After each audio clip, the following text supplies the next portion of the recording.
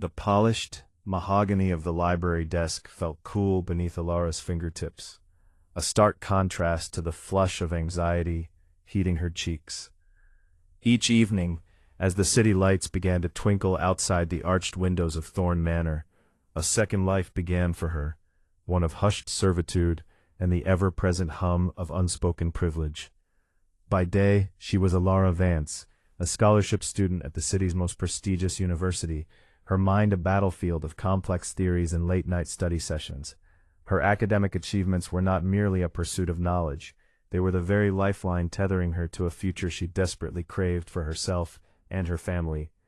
The scholarship was a fragile shield against the relentless tide of her family's financial woes, a shield that demanded unwavering perfection. The weight of that scholarship was immense, a constant pressure that settled in her shoulders like a physical burden. It wasn't just about her own aspirations, it was about the rent on their cramped apartment, the mounting medical bills for her younger sister, the gnawing worry that her parents' tired eyes carried every single day. Every grade, every flawlessly executed assignment, was a victory not just for her, but a small reprieve for them. This dual existence, a tightrope walk between academic rigor and domestic service, was a testament to her resilience, but also a constant, potent reminder of the chasm that separated her world from the effortless opulence of the Thorn family. Thorn Manor itself was a character in her unfolding drama, a silent observer to her struggles. Its gilded ceilings, intricately painted with scenes of mythical grandeur, seemed to mock her own humble aspirations. The hushed hallways, echoing with the phantom footsteps of generations of wealth, were a constant, jarring reminder of the economic chasm. Here, in these opulent rooms, draped in velvet and illuminated by the soft glow of antique lamps, Alara served. She dusted antique furniture that probably cost more than her family's entire annual income. Polished silver that gleamed with an almost accusatory brightness, and ensured that every detail of the manor's meticulous upkeep was flawlessly maintained. This wasn't just a job, it was a necessity. The stipend that came with her position at the manor, while meager in the grand scheme of Thorn family expenditures, was a crucial supplement to her scholarship. It was the difference between a precarious balance and utter collapse. She learned to navigate the intricate social codes of the household, to anticipate needs before they were voiced, to become almost invisible while still being present. Her sharp intellect, honed by her academic pursuits, allowed her to absorb the nuances of her surroundings, to understand the subtle power dynamics at play within the Thorn family, even if she was on the periphery. The urgency of her family's needs was a relentless drumbeat in the background of her thoughts, a constant hum of anxiety that often threatened to drown out the quiet whispers of her own dreams. She'd seen her mother's worn hands, roughened by years of cleaning other people's homes, and her father's shoulders slump a little more with each passing bill. It was for them that she accepted the late nights, the exhausting hours, the subtle indignity of her position. It was for them that she swallowed her pride and navigated the labyrinthine corridors of Thorn Manor, a world so far removed from her own. The contrast was particularly stark on evenings like this, when the library, Alistair Thorne's sanctuary of intellect and power, became her domain. She would move with practiced grace, straightening books, ensuring the fireplace crackled with a comforting warmth, and always ensuring that the surface of his immense desk was immaculate. Here, amidst the scent of old paper and expensive leather, she felt the weight of her dual life most acutely. One moment she was grappling with the existential dread of a philosophy essay. The next, she was meticulously arranging a set of antique inkwells, her mind a frantic jumble of scholarly arguments, and the ever-present pressing reality of her family's financial precariousness. Her scholarship was more than just an academic lifeline. It was a symbol of hope, a beacon in the often stormy seas of her life. But it also carried an immense responsibility. Failure was not an option, not when so much depended on her success. This precarious balance, the constant juggling of her academic duties with her responsibilities at the manor, was a testament to her strength, but it also laid bare the vulnerability of her situation. It was a delicate dance, and she knew with a growing unease that a single misstep could send her tumbling into the abyss of financial ruin. This chapter, she realized, was not just about her life at Thorn Manor, it was about the very foundation of her existence, a foundation that felt increasingly unstable, poised on the brink of a moral compromise she hadn't yet imagined. The gilded cage of Thorn Manor, for all its outward splendor, was beginning to reveal its hidden bars, and Alara was keenly aware of the precariousness of her perch within it. The seeds of future conflict, she sensed, were already being sown in the hushed elegance of these shadowed halls. The pressure to maintain her academic standing was a palpable force, a constant pressure that Alara felt in the very marrow of her bones. Each exam, each paper, was not just a test of her knowledge, but a crucial step in securing her future, and by extension, her family's. The scholarship was a lifeline, yes, but it was also a chain, binding her to a relentless pursuit of perfection.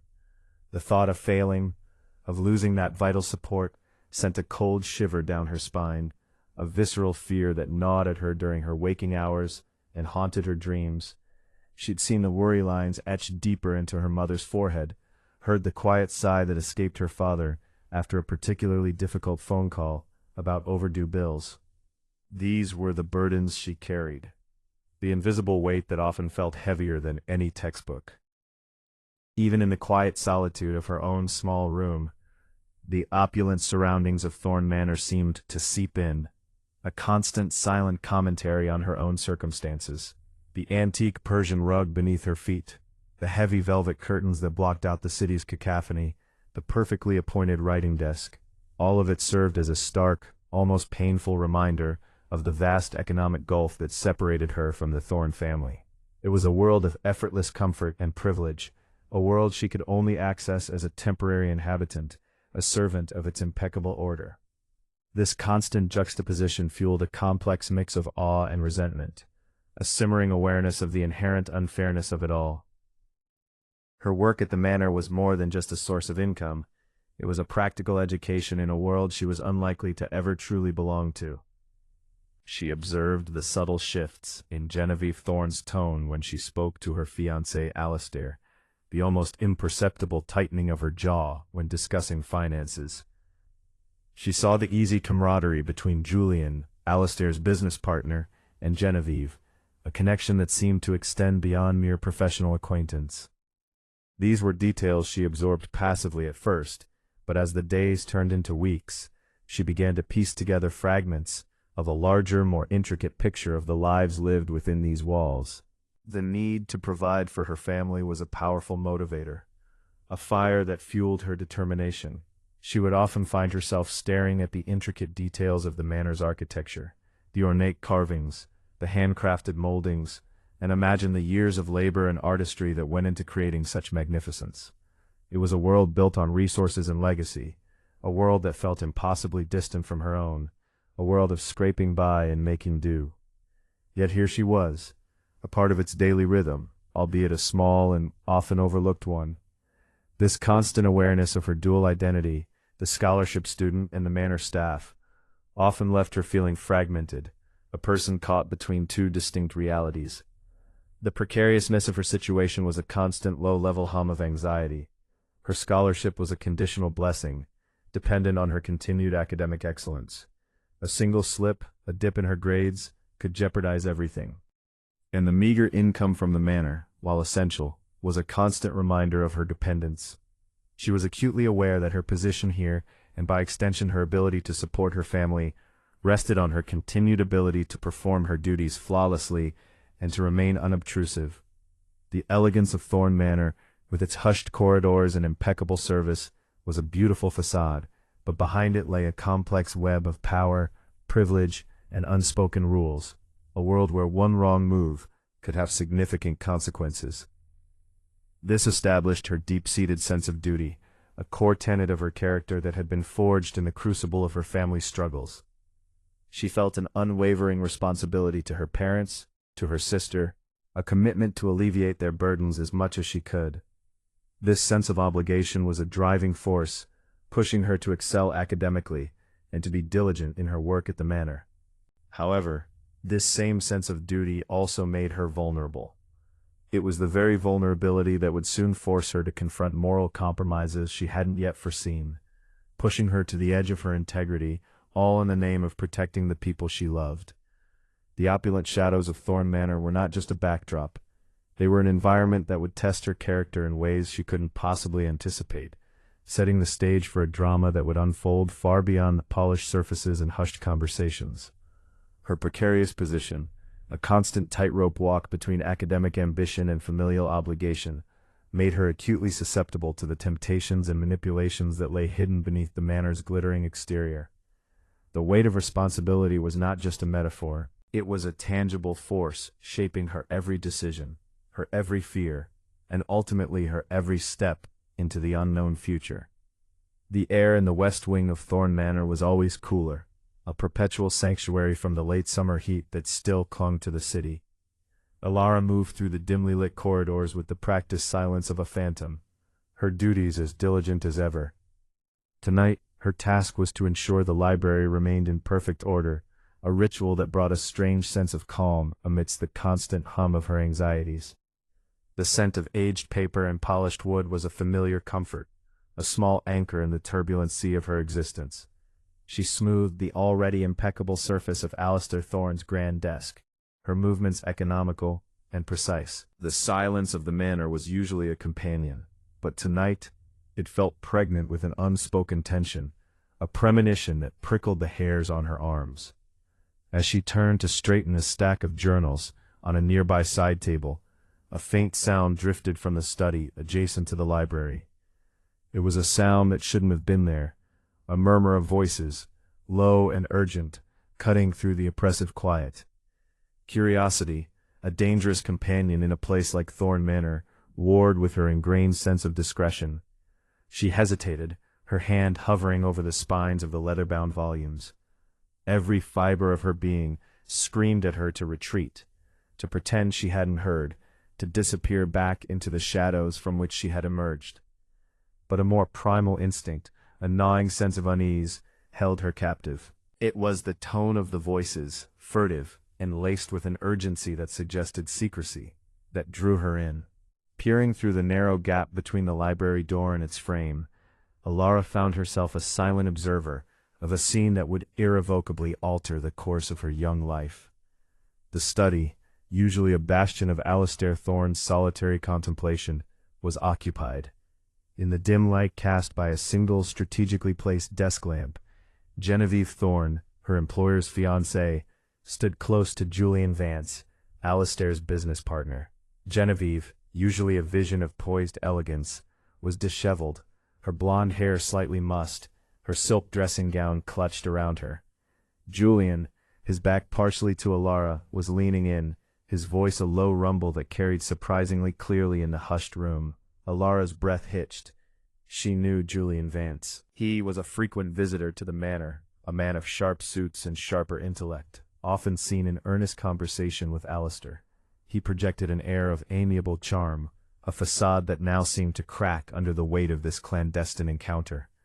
He was not merely speaking to Genevieve, he was holding her, his hand resting possessively on her waist. Genevieve, far from recoiling, leaned into his touch, her gaze fixed on his face, a mixture of vulnerability and something else, a desperate longing that Alara couldn't quite decipher. "You have to be more careful, Julian," Genevieve whispered, her voice barely audible, yet each syllable was a sharp shard of ice against Alara's eardrums. "Alistair is becoming suspicious. He asked me about the quarterly reports again today. He's noticing the discrepancies." Julian's hand tightened on her waist. "Suspicious is a long way from knowing, my dear, and discrepancies can be explained. We just need to stick to the plan. Are you sure you can acquire the necessary documents from his private safe? That's the crucial step." Alara's blood ran cold. The words discrepancies, plan, and private safe echoed in the stillness, each one a hammer blow against the carefully constructed order of her world. This was not a lover's quarrel. This was something far more sinister. She watched frozen, as Genevieve's perfectly manicured fingers traced a pattern on Julian's lapel. The intimacy was undeniable, a stark betrayal of the man who had offered Alara her current position, a man she respected for his quiet integrity. "It won't be easy," Genevieve replied, her voice strained. Alistair keeps everything meticulously organized.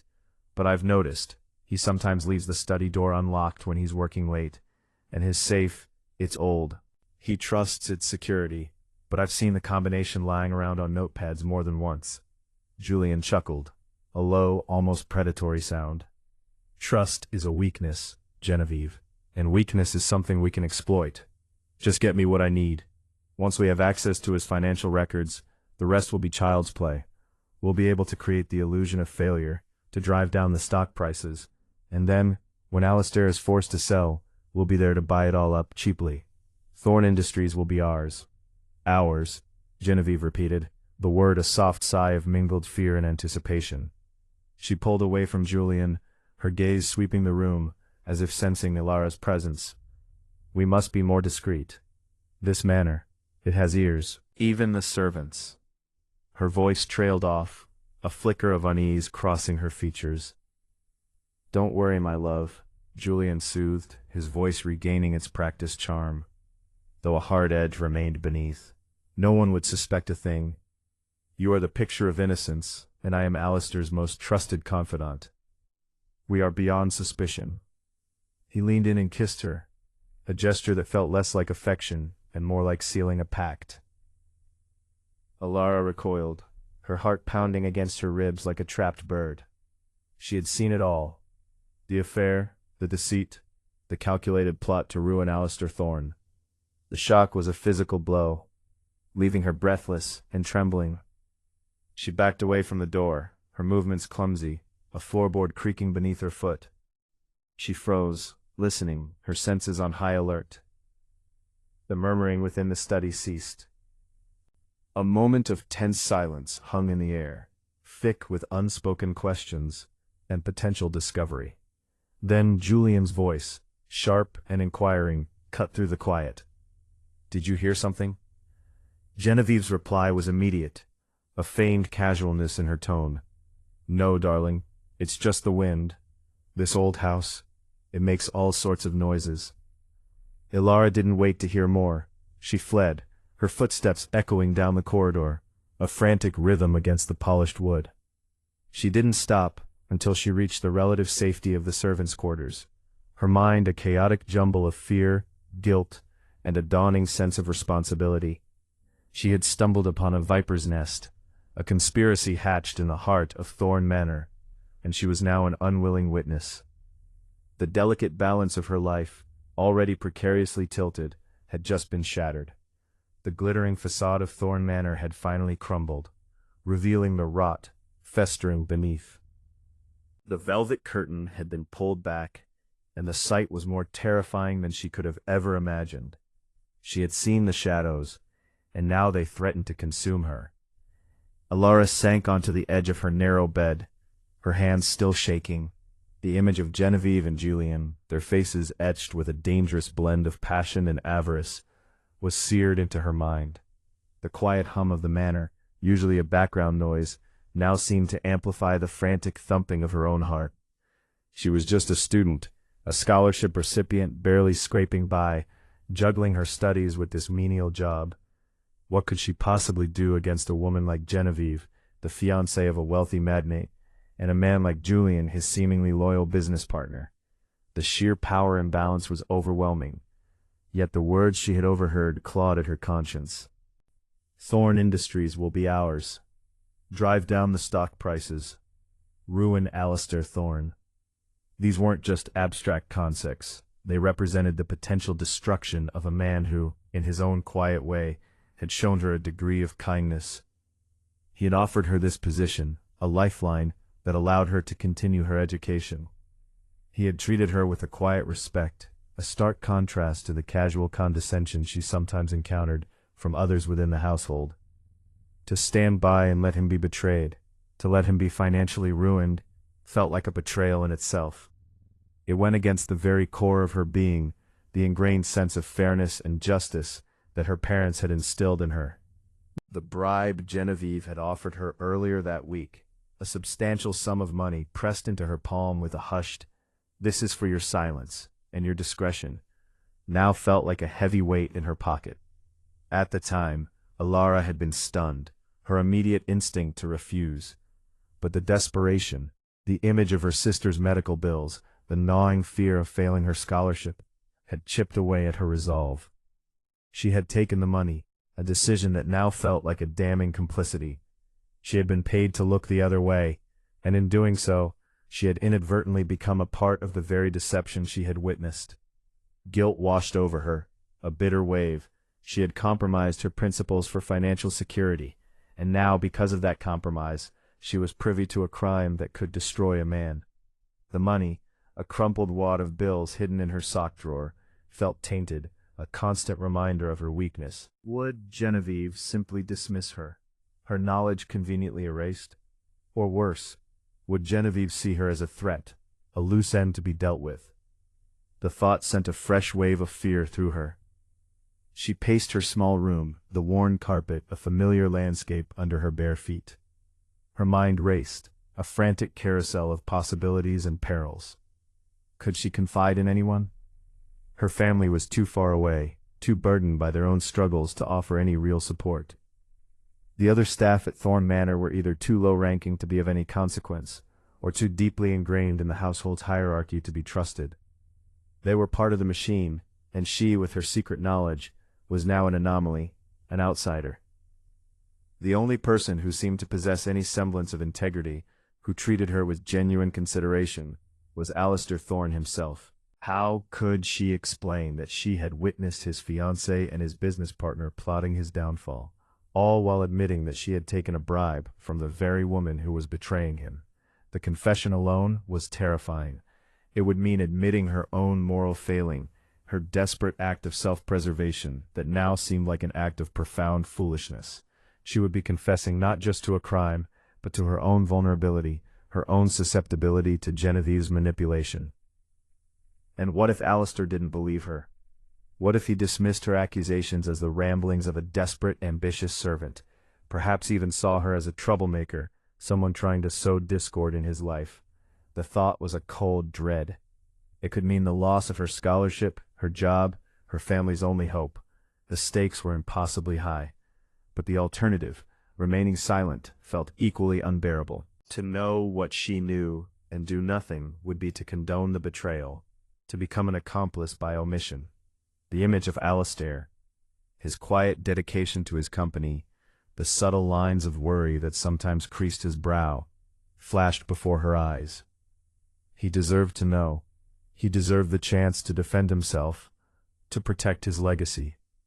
She sat back down on the bed, her head in her hands. The weight of the decision pressed down on her, a physical ache. She had to choose between her own precarious safety and a principle she believed in, a sense of justice that had been so deeply ingrained.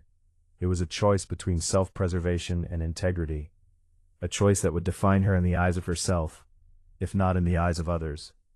She looked at her hands, the calluses that spoke of manual labor, the faint tremor that still lingered. These were the hands of someone who worked hard, who tried to do the right thing.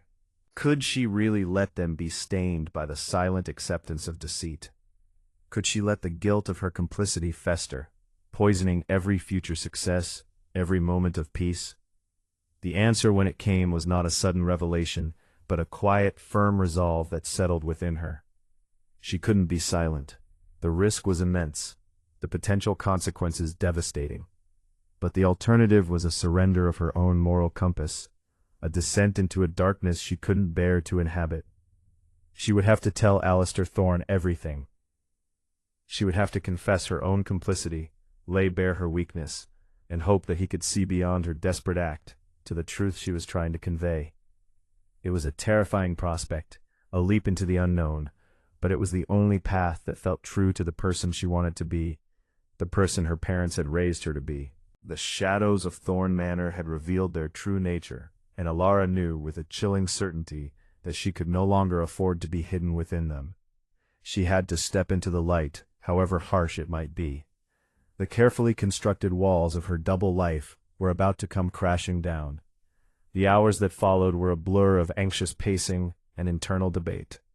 Sleep offered no respite, her mind replaying the overheard conversation in an endless agonizing loop. Each word, each intonation was dissected, analyzed and reanalyzed. She imagined the confrontation, the potential reactions, the cascade of events that might follow. The fear was a constant companion, a cold knot in her stomach that tightened with every passing minute. By the time dawn began to paint the sky in hues of gray and rose, Ilara had made her decision. It was a decision born not of courage, but of necessity, of a profound, unshakable conviction that she could not allow this injustice to stand. The thought of Alistair Thorne, a man who represented a certain kind of quiet integrity in a world that often felt devoid of it, being systematically destroyed by those closest to him, was an unbearable prospect.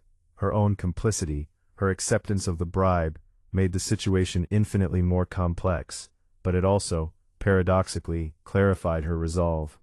She had made a mistake, a significant one, driven by desperation, but admitting that mistake, confessing it fully, was the first step toward rectifying it. She dressed in her neatest uniform, the crisp fabric a small attempt to project an outward calm she did not feel. Her reflection in the cracked mirror of her small room showed a pale, haunted face, eyes shadowed with lack of sleep and the weight of her secret. She looked nothing like the privileged individuals who inhabited the grander floors of Thorne Manor, yet she carried a burden that was heavier than any designer gown. Steeling herself, she walked out into the hushed pre-dawn silence of the manor. The grand staircase, usually a symbol of unattainable wealth, now felt like a path she had to tread with immense care. Each polished step seemed to creak under the burden of her decision. The air was still, the only sound the distant chirping of early birds and the frantic beat of her own heart. She made her way towards the master wing, her steps deliberate, almost ritualistic. She paused outside Alistair Thorne's study, the same study where she had witnessed the clandestine meeting. The door was closed, a silent sentinel guarding the secrets within. Taking a deep, shaky breath, she raised her hand and knocked, a soft, hesitant rap that seemed to reverberate through the silent house. There was a moment of pregnant silence. Then, the sound of movement from within. The doorknob turned. The door opened, revealing Alistair Thorne, his brow furrowed, a question in his eyes. He was dressed in a silk robe, his hair slightly tousled, as if he had been disturbed from his sleep. "Ilara?" His voice was a low, sleepy rumble, tinged with surprise. "Is everything all right?"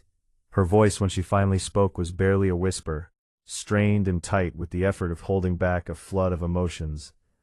"Mr. Thorne, I need to speak with you. It's urgent, and it's about Miss Genevieve and Mr. Vance." Alistair's expression shifted, his initial surprise giving way to a flicker of concern, then a subtle hardening. He stepped aside, gesturing for her to enter. The study was exactly as she remembered it, orderly, understated, a reflection of his own quiet demeanor. The scent of old books and faint pipe tobacco hung in the air. "Come in, Ilara," he said, his voice now more measured, more serious. He closed the door behind her, the click echoing the finality of her decision. He turned to face her, his gaze steady, expectant. "What is it you need to tell me?" Ilara stood before him, her hands clasped tightly in front of her, her knuckles white. The words tumbled out of her, a torrent of fear, confession, and accusation.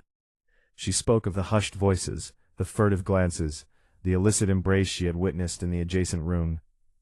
She recounted Julian's chilling words about discrepancies, about acquiring documents from his private safe, about driving down stock prices and taking over Thorne Industries. Her voice cracked with emotion as she confessed the bribe. The overwhelming pressure that had led her to accept Genevieve's money, her shame and regret at her own complicity. She laid it all bare, the entire sordid truth, her own failings interwoven with the betrayal she had uncovered. As she spoke, Alistair Thorne listened with an unnerving stillness. His face, usually so open, became a mask of controlled reaction. His eyes, which had initially held a hint of bewilderment, now bore a deep, profound shock, quickly followed by a dawning, chilling comprehension. The color drained from his face as Ilara detailed the conspiracy, his posture stiffening with each damning revelation. He didn't interrupt, didn't question, simply absorbing the words that shattered his world. When she finally fell silent, the confession poured out of her, leaving her drained and trembling.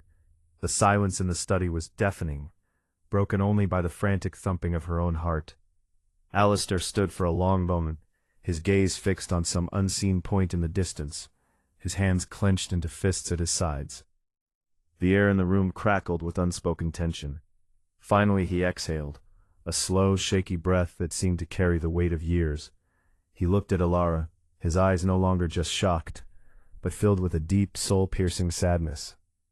"Alara," he began, his voice rough with emotion, I don't know what to say. You have shown me a darkness I refused to believe existed." He ran a hand through his hair, his composure visibly fraying. "Genevieve and Julian. My God." He turned away, walking towards the large bay window, his back to her. He stared out at the awakening city, his shoulders slumped as if under an immense, unbearable burden.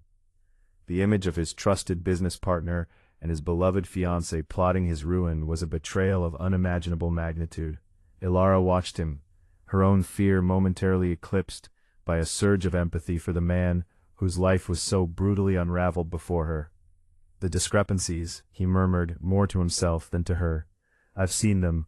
I've tried to rationalize them, to convince myself it was just a mistake, a temporary setback. But this," he shook his head, a gesture of utter disbelief and pain. "And you, Alara, you shouldn't have had to carry this burden, and you certainly shouldn't have had to compromise yourself." He turned back to her, his gaze now sharp, analytical, and yet beneath it all, a flicker of something that looked like profound gratitude. "You admitted it." It wasn't an accusation, but a simple statement of fact, tinged with sorrow.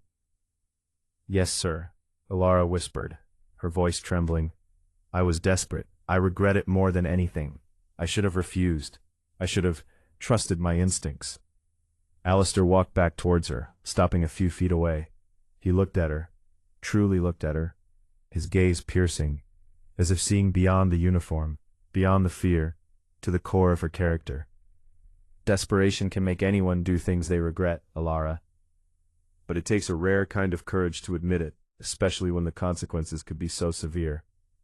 You could have stayed silent. You could have let this play out, protected yourself.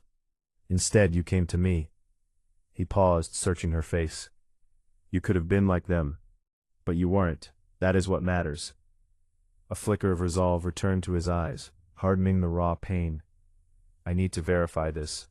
I need to ensure there is irrefutable proof."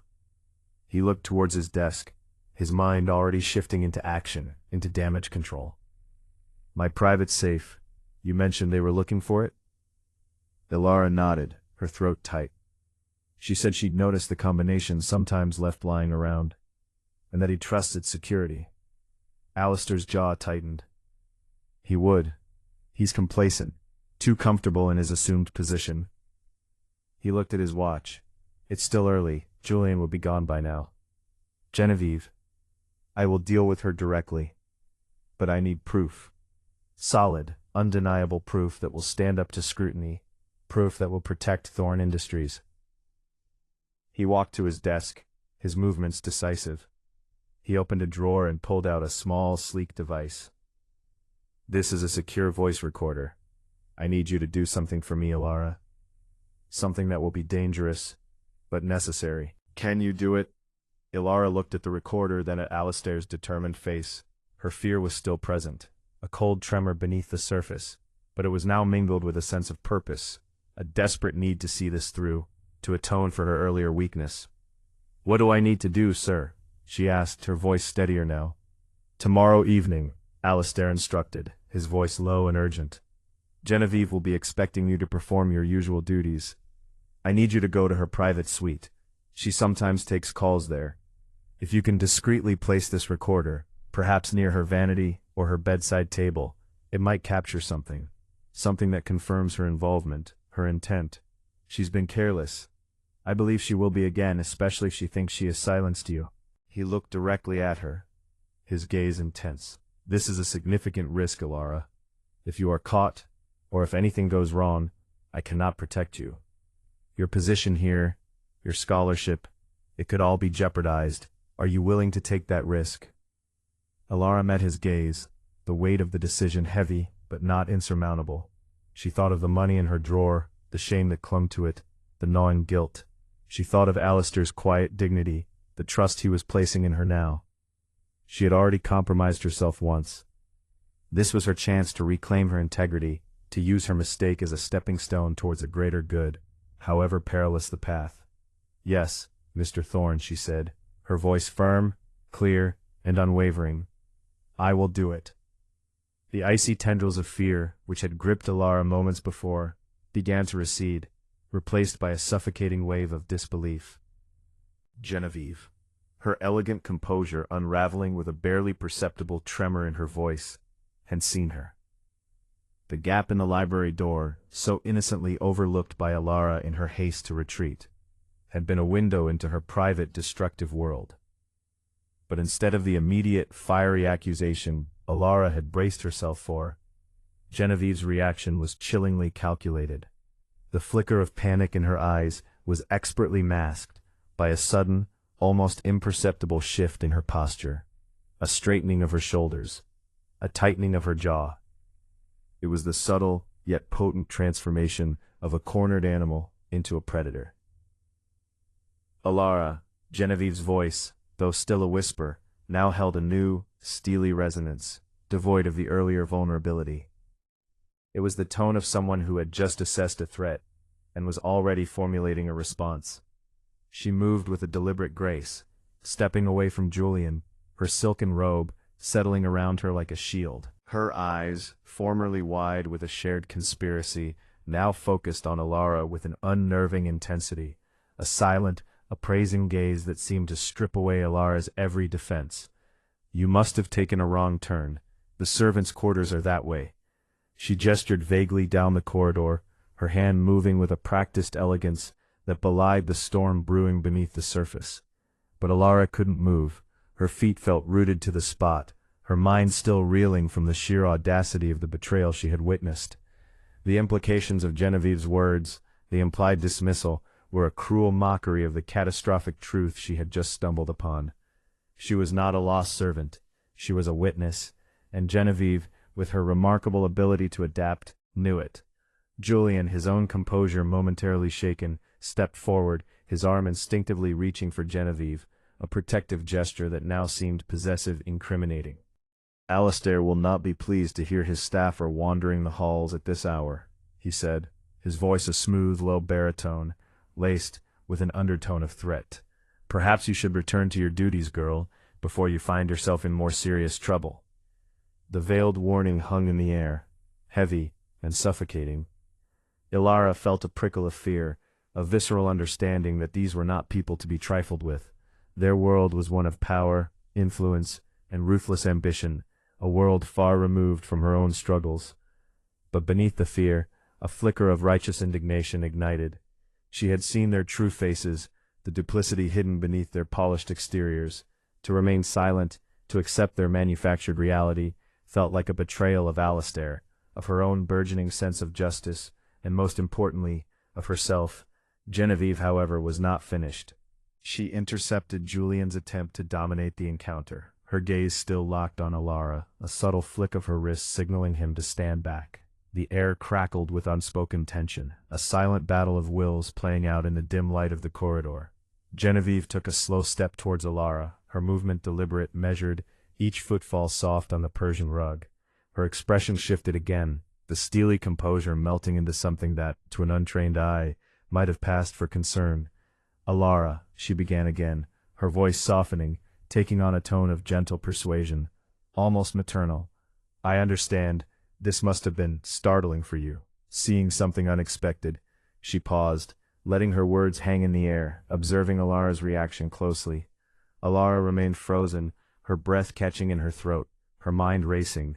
Genevieve saw the conflict, the internal struggle etched on Alara's young face. She recognized the threat Alara represented, the potential for this single, uninvited glimpse into their private world to unravel everything.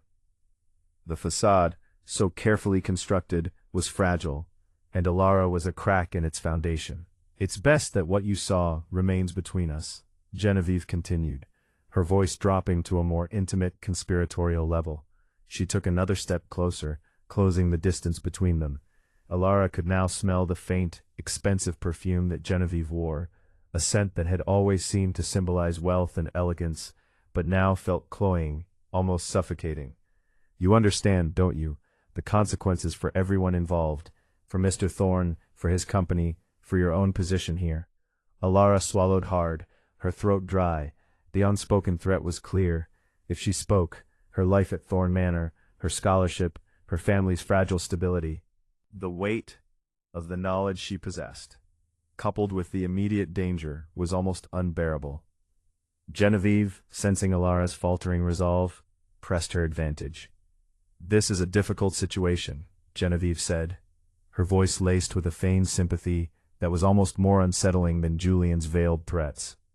"But I believe we can find a solution, a way to ensure everyone's peace of mind."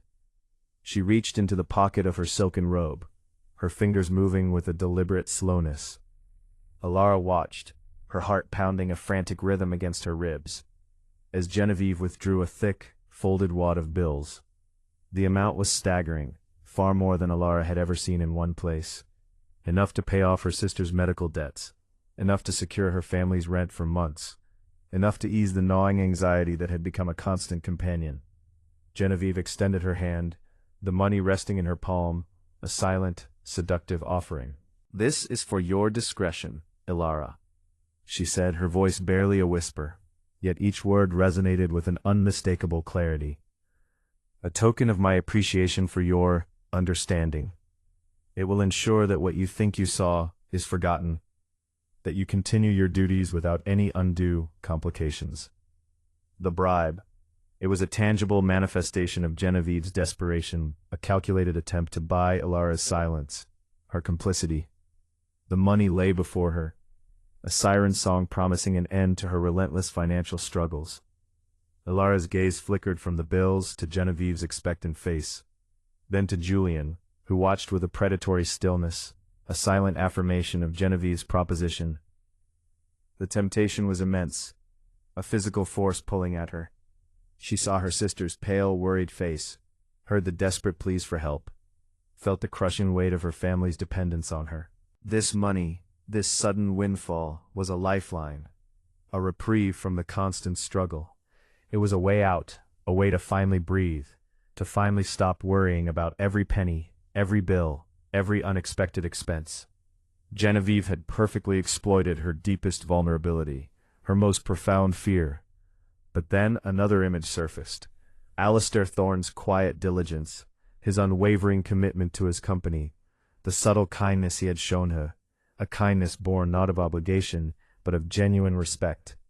He had trusted her with a position in his home, a position that allowed her to pursue her dreams. To accept this bribe, to become complicit in the deceit that was aimed squarely at him, felt like a profound betrayal of that trust, a stain on her own nascent sense of integrity. The pragmatic voice of survival, honed by years of hardship, urged her to take the money, to secure her family's future, to protect herself from the wrath of these powerful people. But a deeper, more stubborn voice, the voice of her conscience, the voice that whispered of right and wrong, of justice and fairness, recoiled from the thought. It whispered of the rot that festered beneath the gilded surface of Thorne Manor, a rot that was being meticulously nurtured by Genevieve and Julian. Alara looked at the money again. It represented a solution, a swift and painless escape from her immediate problems. But at what cost? To become a pawn in their corrupt game? To live with the knowledge that she had turned a blind eye to betrayal, that she had sold her silence for a price? The thought was a bitter pill, a taste of shame that threatened to overwhelm her. Genevieve, misinterpreting Alara's silence as hesitation, leaned in closer, her voice a silken caress that nonetheless carried an edge of impatience. "Think of what this means, Alara. No more worrying, no more struggling. You can help your family, truly help them. All you have to do is forget what you saw. A small price to pay for such peace of mind, wouldn't you agree?" Julian offered a curt nod, his expression unreadable, but his stance suggesting that Alara's decision was already a foregone conclusion. He seemed to view her as a minor inconvenience, easily managed, easily bought. Alara's gaze met Genevieve's. And in that moment she saw not a benevolent benefactor, but a manipulator. A woman willing to sacrifice anything and anyone for her own gain. The veneer of concern had vanished, replaced by a steely resolve, a quiet certainty that Alara would succumb to the temptation. The moral quandary was agonizing. The money was a tangible solution to her deepest anxieties. Her family's welfare rested in part on her ability to provide. The image of her mother's weary face, the worry lines etched deep into her skin, flashed before her eyes. And her sister's medical bills, a constant, looming threat. This was not just about her, it was about them. Genevieve's offer was a lifeline, a desperate gamble, but a gamble that could pay off in the most profound way. Yet, the memory of Alistair Thorne's quiet integrity was equally powerful. He had offered her not just a job, but a chance. He had treated her with a respect that was rare in her experience, a quiet acknowledgement of her worth. To betray that trust, to be a silent accomplice in his potential ruin, felt like a betrayal of her own developing character. She had always strived to be honest, to be just, even when life was unforgiving. This bribe, this act of complicity, would erode that foundation, leaving her hollow, compromised. She thought of the words she had overheard. Thorne Industries will be ours. The cold, calculated ambition in Julian's voice, the eager anticipation in Genevieve's. This wasn't a minor indiscretion. It was a calculated plot to destroy a man and his life's work. Could she truly stand by and let that happen, armed with the knowledge of their treachery, all for the sake of her own financial security? The silence stretched, thick with unspoken tension. Genevieve's smile remained fixed, but her eyes were sharp, assessing, a flicker of annoyance betraying her practiced calm. Julian shifted his weight, a subtle gesture of impatience. Alara felt the weight of their expectations, the subtle pressure to conform, to accept their offer and disappear back into the shadows.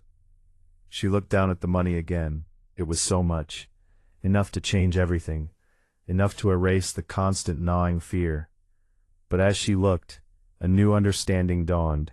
This money, tainted by deception and coercion, would not bring peace.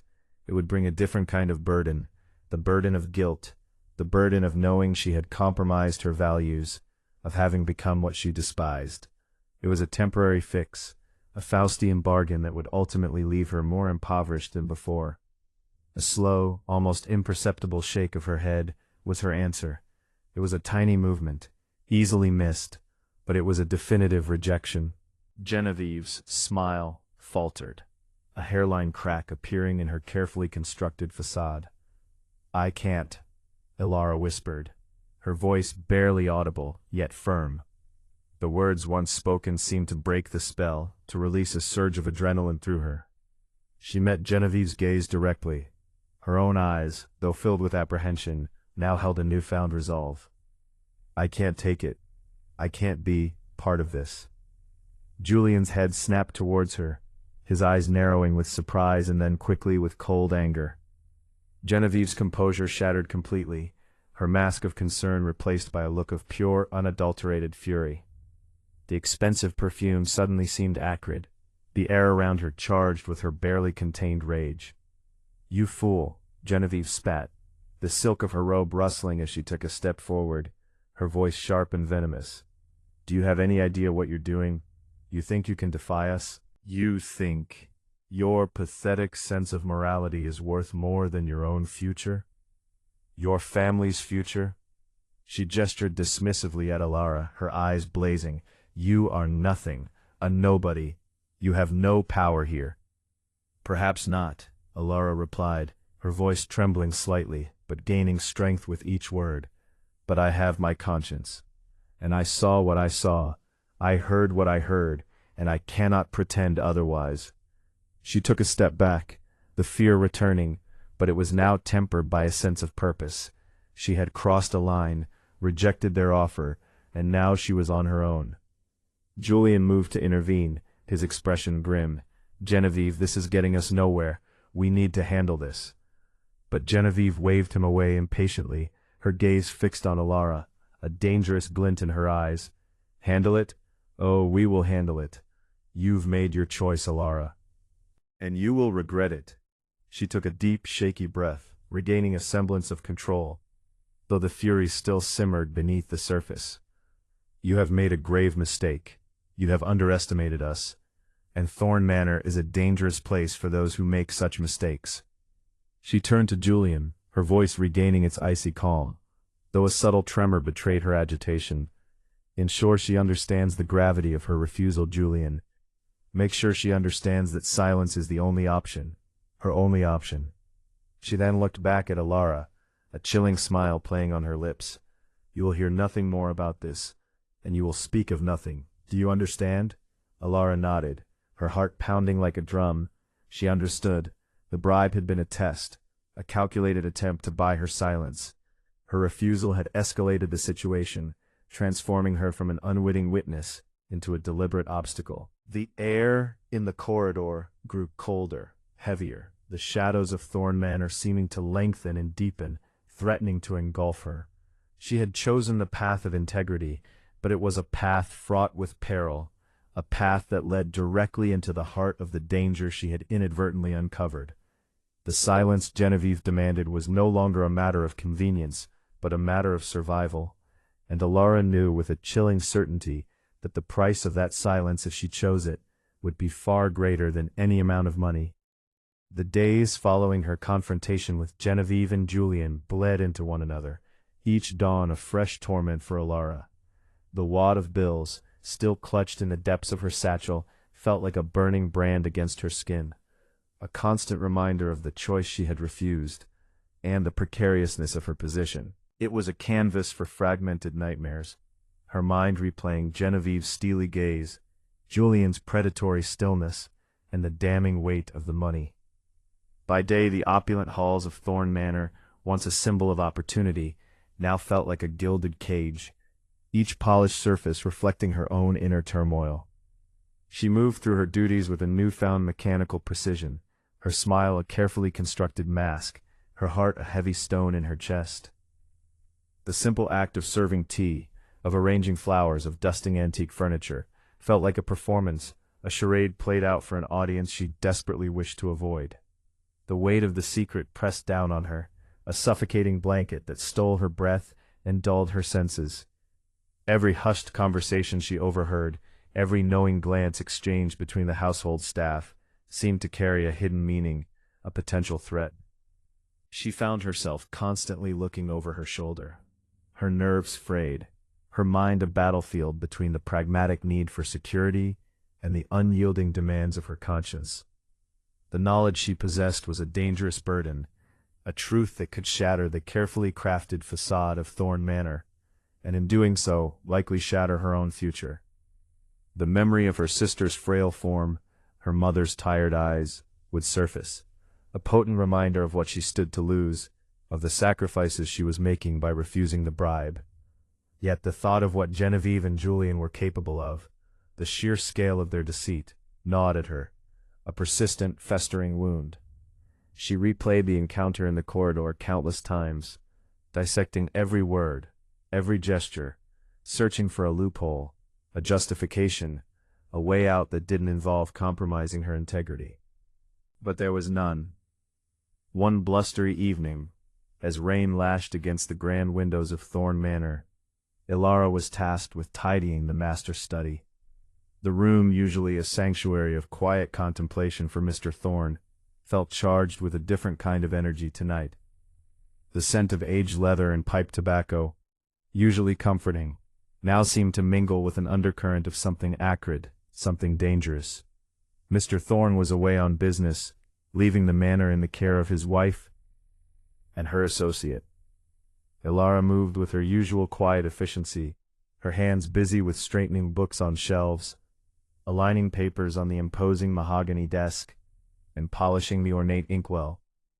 The heavy velvet curtains were drawn, creating an intimate, almost clandestine atmosphere within the room. It was during this solitary task, her back to the door, that she first heard them. The hushed tones, though low, carried with them a distinct sharpness, an edge of urgency that immediately alerted her. Genevieve's voice, usually so melodious and measured, was tight with a barely suppressed impatience. Julian's, a deep rumble, seemed to carry an even more sinister undertone than usual. Ilara froze, her heart leaping into her throat. She knew she should retreat, that she was intruding, but a morbid curiosity, coupled with the ever-present fear that had become her constant companion, rooted her to the spot. She carefully, silently retreated behind a towering bookcase, the dark wood and leather-bound volumes providing a surprisingly effective screen. "Are you certain he won't suspect anything?" Genevieve's voice, though a whisper, vibrated with tension. "He's been away longer than usual, and Mrs. Davies has been unusually observant lately." Julian chuckled, a low dismissive sound that sent a shiver down Ilara's spine. "Mrs. Davies is a gossip, nothing more. And Thorne is so blinded by his own brilliance, he wouldn't see a dagger aimed at his back if it was gilded. He trusts us implicitly, my dear, and that, as you well know, is his greatest weakness." Ilara's breath hitched. Him? Us? The implications were dawning, chilling her to the bone. She strained to hear, her ears pressed against the cool wood of the bookshelf, trying to decipher the muffled words. "But the timeline is crucial," Genevieve insisted, her voice laced with a new urgency. "The merger is already being finalized. If he discovers the discrepancies before the final signatures are in place, it could all fall apart. Our assurances to Mr. Sterling need to be ironclad." "They are, my love," Julian soothed, his voice a silken caress that nonetheless held a predatory edge. "The shell companies are in place. The accounts are meticulously doctored. Thorne Industries will be ours, or at least, its assets will be liquidated and parceled out to those who truly appreciate its value." The words landed like blows. Thorne Industries, ours, liquidation. It wasn't just a rumor, it was a meticulously crafted plan. A scheme of monumental proportions. Ilara's mind reeled. This wasn't a mere affair, a passionate indiscretion as she had initially suspected. This was a calculated, cold-blooded plot to dismantle a man's life's work, to rob him blind. The casual cruelty in their voices, the almost mundane way they discussed ruin and betrayal, was horrifying. And what of Sterling? Genevieve's voice wavered slightly. "He's growing impatient. He wants tangible proof of Thorne's incompetence before he commits his full support to our takeover." "Proof will be provided," Julian stated with chilling finality. "The accidental loss of key research data, the unforeseen market fluctuations that will appear in the quarterly reports, all orchestrated to make Thorne look like a fool. By the time he realizes what's happening, it will be too late. He'll be ruined, discredited, and we will be the ones to pick up the pieces, with Sterling's backing, of course." Ilara felt a wave of nausea wash over her. The detailed plotting, the callous disregard for Mr. Thorne's reputation and livelihood, the sheer audacity of their ambition, it was more than she could comprehend. She had seen the spark of fear in Genevieve's eyes that night in the corridor, the desperate attempt to bribe her into silence. But this was a different level of depravity. This wasn't about self-preservation, it was about calculated destruction. And the inconvenient witness? Genevieve's voice dropped, a note of unease creeping in. The girl from the staff quarters, she saw more than she should have. She refused the arrangement. Julian's voice hardened. "A minor oversight. She's a nobody. Easily managed. I will handle her. A discreet conversation, perhaps a fabricated accusation of theft. A swift dismissal. She'll be out of Thorne's life before she can even utter a word. And if that doesn't work..." He paused, and Ilara could almost feel the unspoken threat hanging in the air. "Other measures can be taken." Ilara's blood ran cold. Other measures. The implication was clear and terrifying. They were not just willing to ruin Mr. Thorne. They were willing to silence anyone who stood in their way by any means necessary. Her fear, which had been a dull ache for days, now flared into a searing inferno. The bribe, the intimidation, it was all part of their intricate web of deceit, a way to control any loose ends. Her refusal had not just made her an obstacle, it had made her a target. "See that it is done, Julian," Genevieve said, her voice regaining a measure of its usual coolness. though a tremor of something darker underscored it. I will not have loose ends. Sterling expects a clean operation, and I intend to deliver.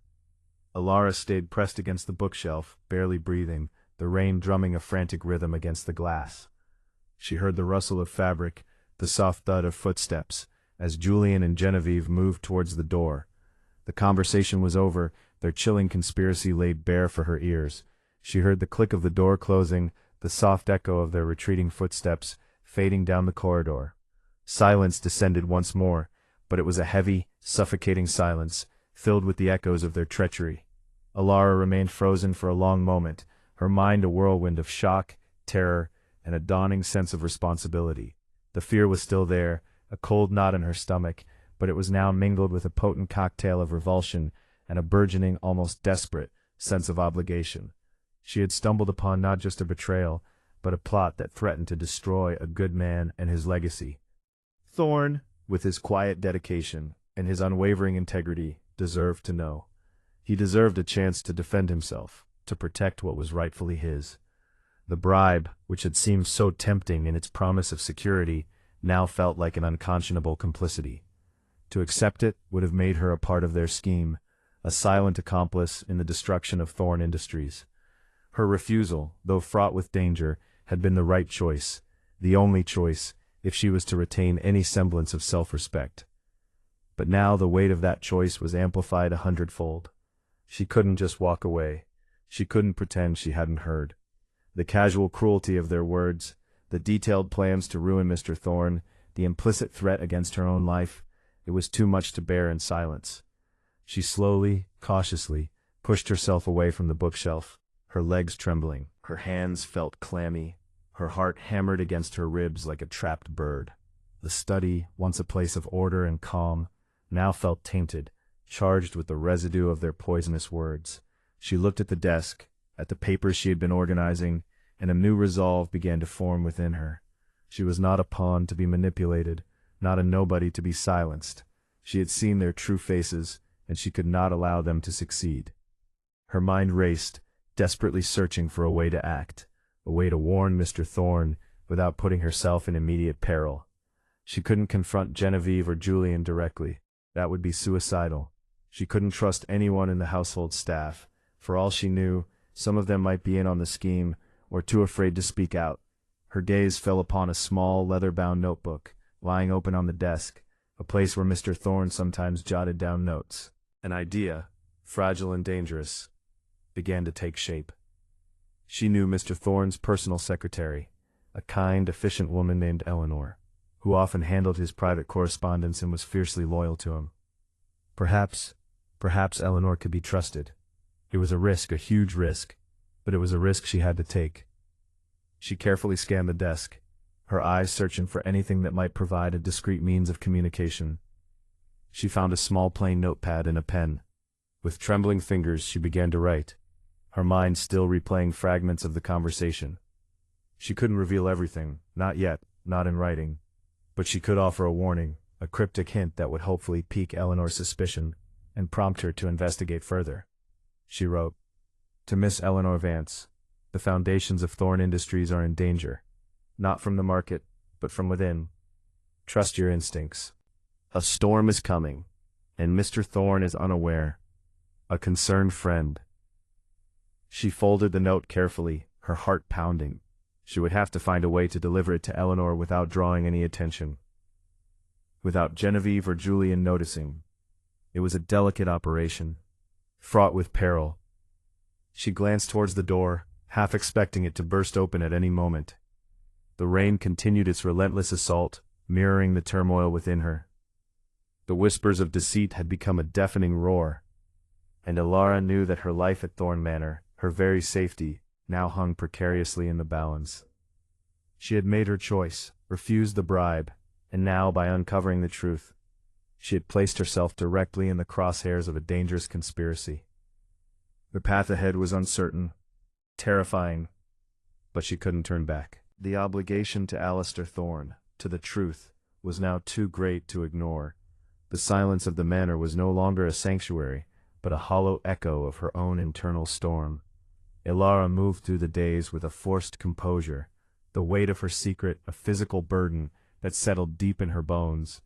The crisp bills, tucked away in the lining of her worn satchel, felt like a betrayal of herself, a damning testament to her desperate circumstances. Each rustle of the paper was a fresh stab of guilt, a stark reminder of the pact she had unwillingly made, a pact forged in the crucible of her family's suffering.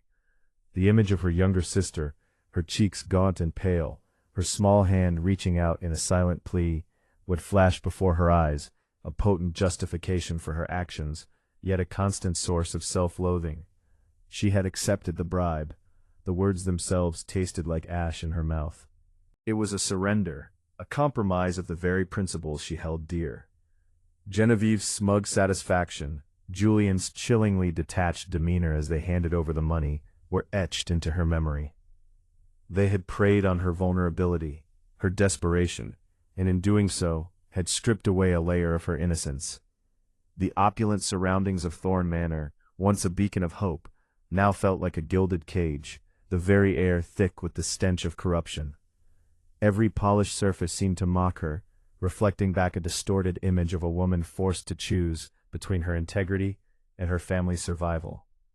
The carefully constructed facade she presented to the world was a fragile shield, her smile a practiced grimace, her pleasantries a hollow performance. The household staff, those she had once considered companions in their shared servitude, now seemed like potential judges, their knowing glances and hushed conversations fueling her paranoia. Had they guessed? The fear of exposure was a constant companion, a cold dread that coiled in her stomach, tightening with every passing moment. Yet beneath the crushing weight of guilt and fear, a flicker of defiance began to ignite. The memory of Alistair Thorne, his quiet dignity, his genuine kindness, burned brightly in her mind. He was a man of principle, a man who had built his empire on hard work and integrity. To witness such a man being systematically dismantled by the avarice and treachery of those closest to him was an unbearable thought. The ruthlessness with which Genevieve and Julian had plotted his downfall, their casual disregard for his reputation, his life's work, his very soul, ignited a righteous anger within her. She replayed the encounter in the study, the chilling revelation of their conspiracy, 1,000 times. The cold calculation in Julian's voice as he spoke of other measures. The subtle tremor of fear in Genevieve's as she spoke of the inconvenient witness. That witness, she knew with a sickening certainty, was her. They had underestimated her, dismissed her as a mere servant, a disposable pawn in their elaborate game. But they had made a critical error. They had underestimated her conscience.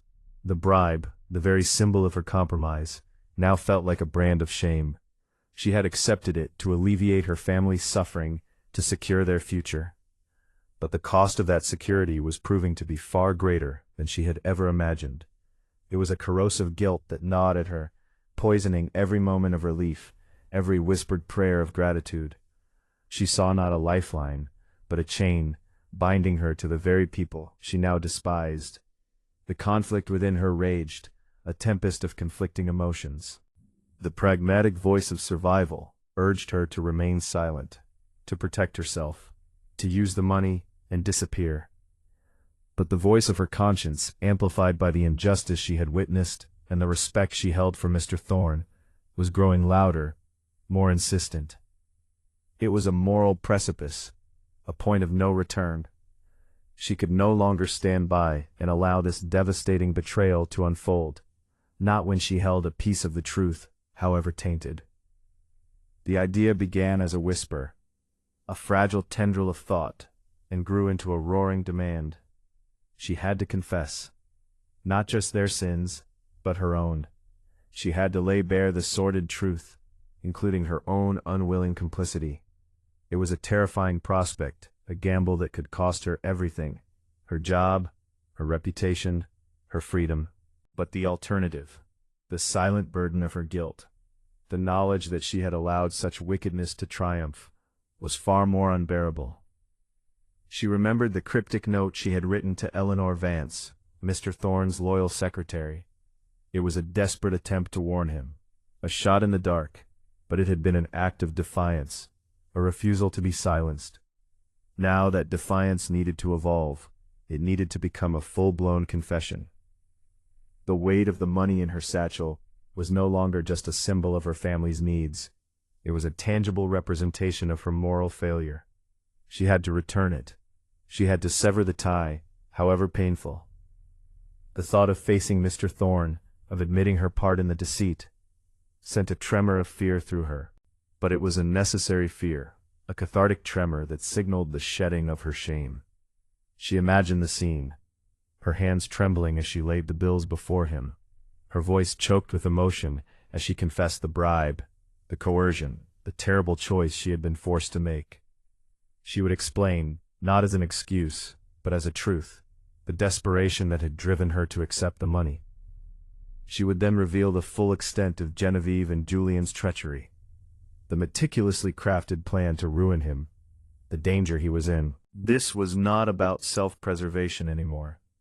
It was about atonement.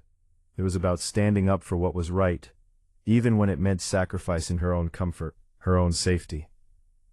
The path ahead was shrouded in uncertainty, fraught with peril. But for the first time since discovering their conspiracy, Elara felt a sliver of peace. She was no longer a victim caught in their web of deceit. She was a participant in her own destiny, a catalyst for truth, ready to confront the shadows that loomed over Thorne Manor, even if it meant stepping into the blinding light of her own reckoning. The days that followed were a blur of calculated movements and internal turmoil. Elara continued her duties with an outward calm that belied the storm raging within. She moved through the opulent rooms of Thorne Manor like a ghost, her senses heightened, acutely aware of every shadow, every whispered conversation. The servants' quarters, once a place of shared camaraderie, now felt like a den of potential spies. She avoided the gazes of the other staff, her interactions brief and perfunctory, fearing that any prolonged engagement might betray the secret she carried, or worse, the secret she was about to reveal.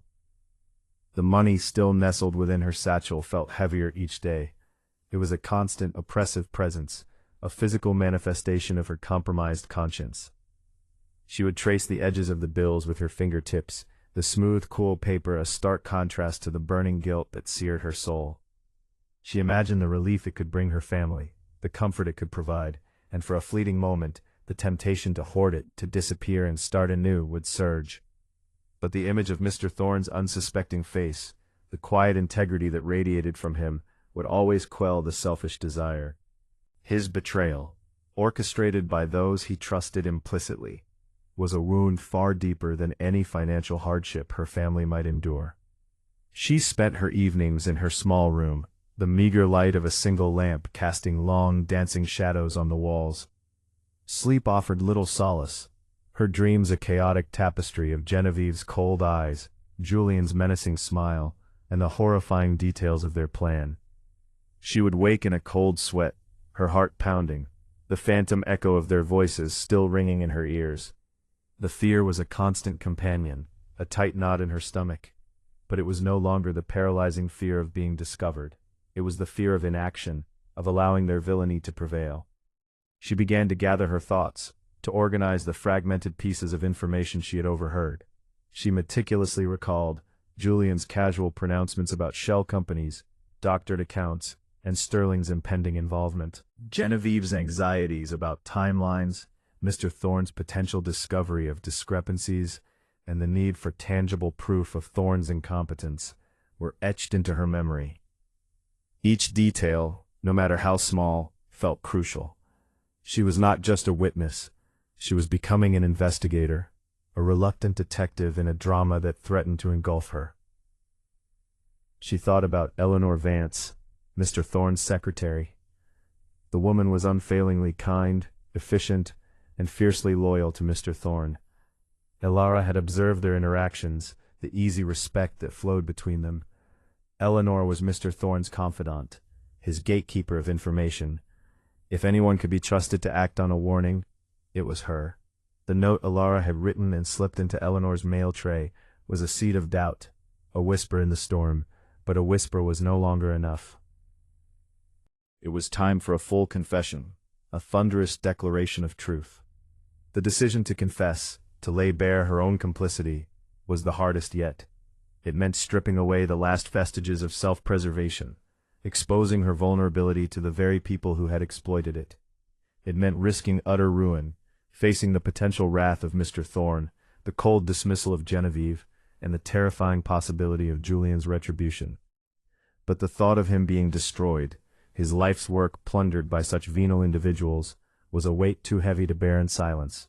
Her own shame, however profound, paled in comparison to the injustice he faced. One crisp autumn morning, as the first rays of dawn painted the sky in hues of rose and gold, Alara made her final resolve. The air was still and quiet, a deceptive calm before the inevitable storm. She dressed in her neatest uniform, her heart a frantic drum against her ribs. She carefully retrieved the satchel from its hiding place, the wad of bills a burning presence within.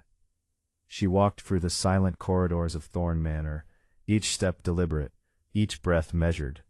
She was no longer the terrified maid, the desperate young woman caught in a web of deceit.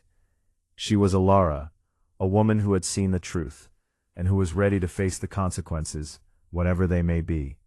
Her destination was Mr. Thorne's study. The room that had once been the scene of such a chilling revelation now held a different kind of significance. It was to be the site of her confession, her plea for justice.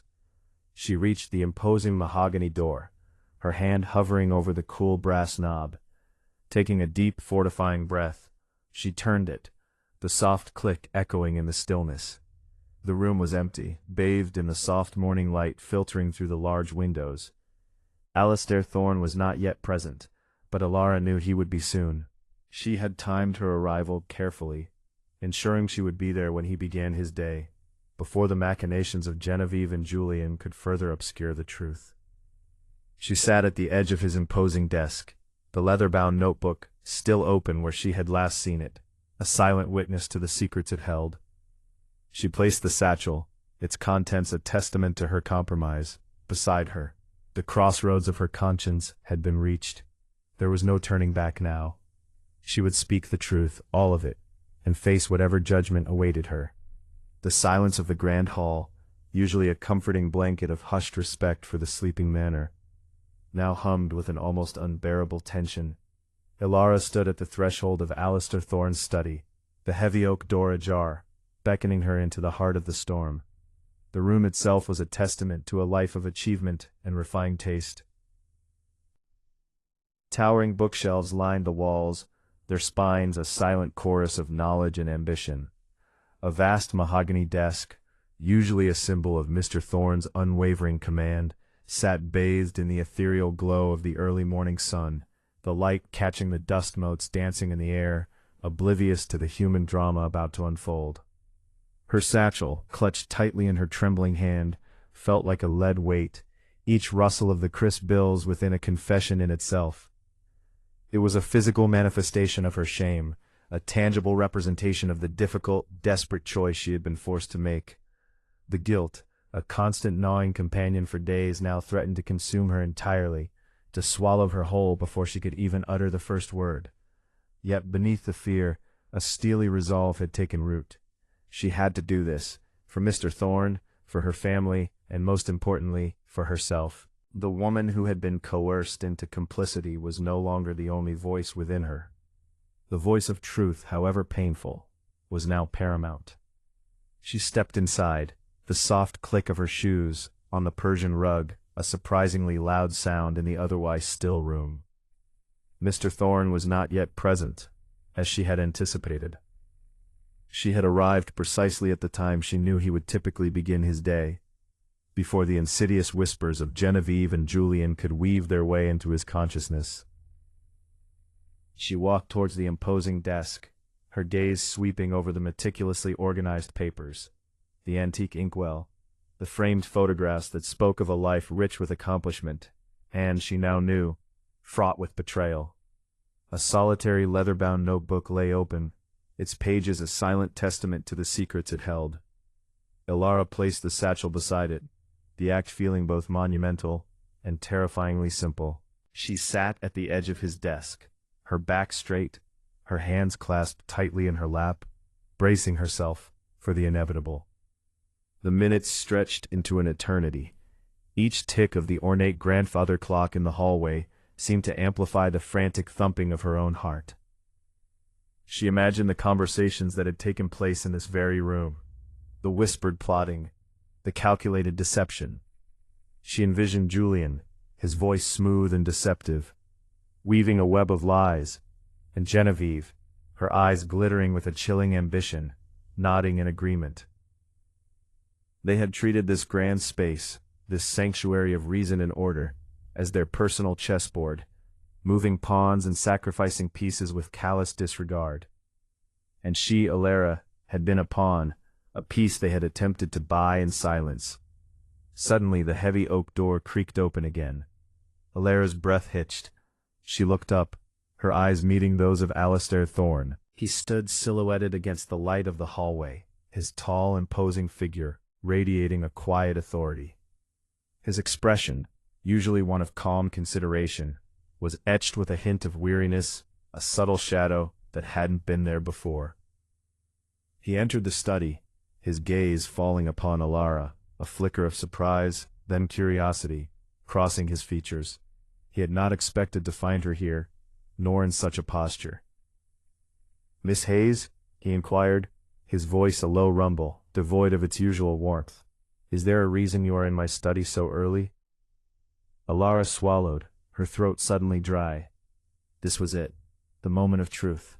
She met his gaze directly, her own eyes brimming with a mixture of fear and unwavering determination. "Mr. Thorne," she began, her voice barely a whisper at first, then growing steadier, stronger, as she drew strength from the conviction that had brought her here. "Mr. Thorne," she began, her voice barely a whisper at first, then growing steadier, stronger, as she drew strength from the conviction that had brought her here. "Mr. Thorne," she began, her voice barely a whisper at first, then growing steadier, stronger, as she drew strength from the conviction that had brought her here. I have something of utmost importance to confess." She gestured to the satchel beside her. "This," she said, her voice thick with emotion, "is the money you, or rather your wife and your cousin Julian, attempted to bribe me with." Mr. Thorne's eyebrows rose slightly, a subtle shift in his stoic demeanor. He moved further into the room, his eyes fixed on the satchel. "A bribe?" he repeated, his tone laced with a disbelief that quickly morphed into a dawning suspicion. "For what purpose?"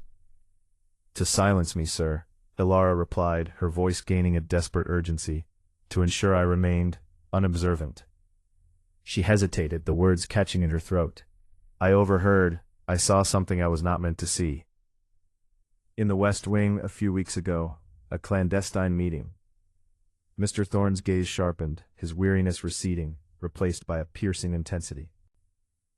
He walked slowly towards the desk, his eyes never leaving Alara's face. "A clandestine meeting," he prompted, his voice now a low, dangerous murmur. "With whom?" Alara took a deep, steadying breath. "With Genevieve and Julian, sir, and a man I didn't recognize, but he seemed to be discussing business. Your business." She recounted the fragmented pieces of conversation she had managed to glean, the hushed tones, the furtive glances, the unsettling sense of conspiracy that had permeated the air. She described the chilling implication that she was an inconvenient witness, and the subsequent approach by Julian, his veiled threats, and the offer of a substantial sum of money. They said I was to forget what I saw, to never speak of it, or there would be consequences. Not just for me, but for my family," she confessed, her voice cracking. "The money, it was offered to ensure my silence."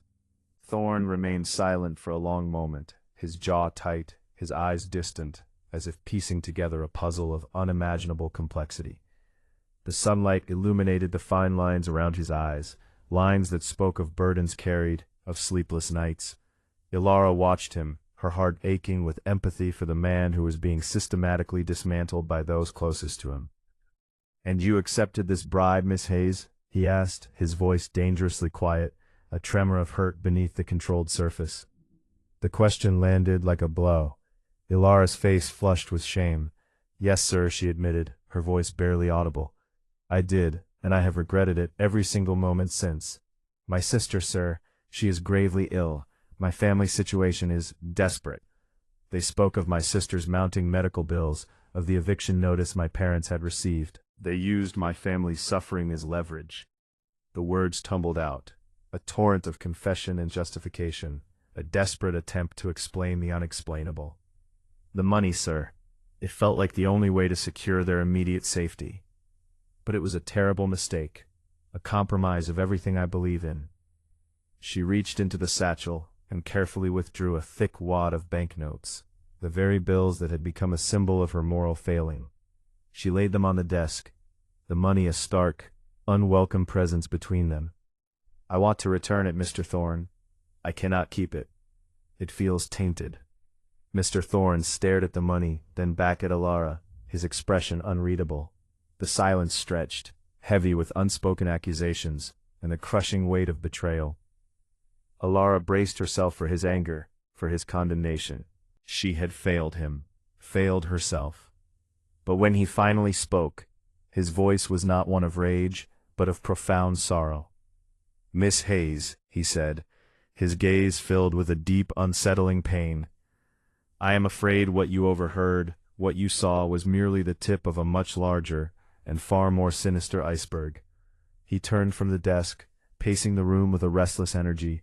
"Genevieve and Julian," he began, his voice laced with a bitterness that was almost palpable, "have been systematically dismantling my company, my reputation, for months. They have been siphoning funds, creating shell corporations, manipulating accounts. They've been orchestrating my downfall with a chilling precision." He stopped by the window, looking out at the manicured gardens below, the serene beauty a cruel mockery of the chaos he now faced. "I have suspected, I have felt a shift, a disquiet, but I could not fathom the depth of their treachery. I trusted them implicitly, Genevieve, my wife, Julian, my cousin. They were the last people I would have ever suspected." He turned back to Alara, his eyes holding a raw vulnerability she had never witnessed before. "The business you overheard them discussing, Miss Hayes, was likely related to the illicit dealings they have been conducting, using my name and my company's resources to enrich themselves. They have been actively trying to find evidence of my mismanagement, of my incompetence, to justify their coup, to seize full control of Thorne Enterprises." He sighed, a heavy, ragged sound, "and you, Miss Hayes, by witnessing their clandestine meeting, became a threat to their carefully laid plans, a threat they were determined to neutralize. The bribe was their attempt to silence you, to ensure you remained an unknowing accomplice to their scheme." Alara listened, her blood running cold. The fragmented pieces of conversation she had overheard now coalesced into a terrifyingly clear picture. The discrepancies Genevieve had mentioned, the tangible proof they needed, it all made a horrifying kind of sense.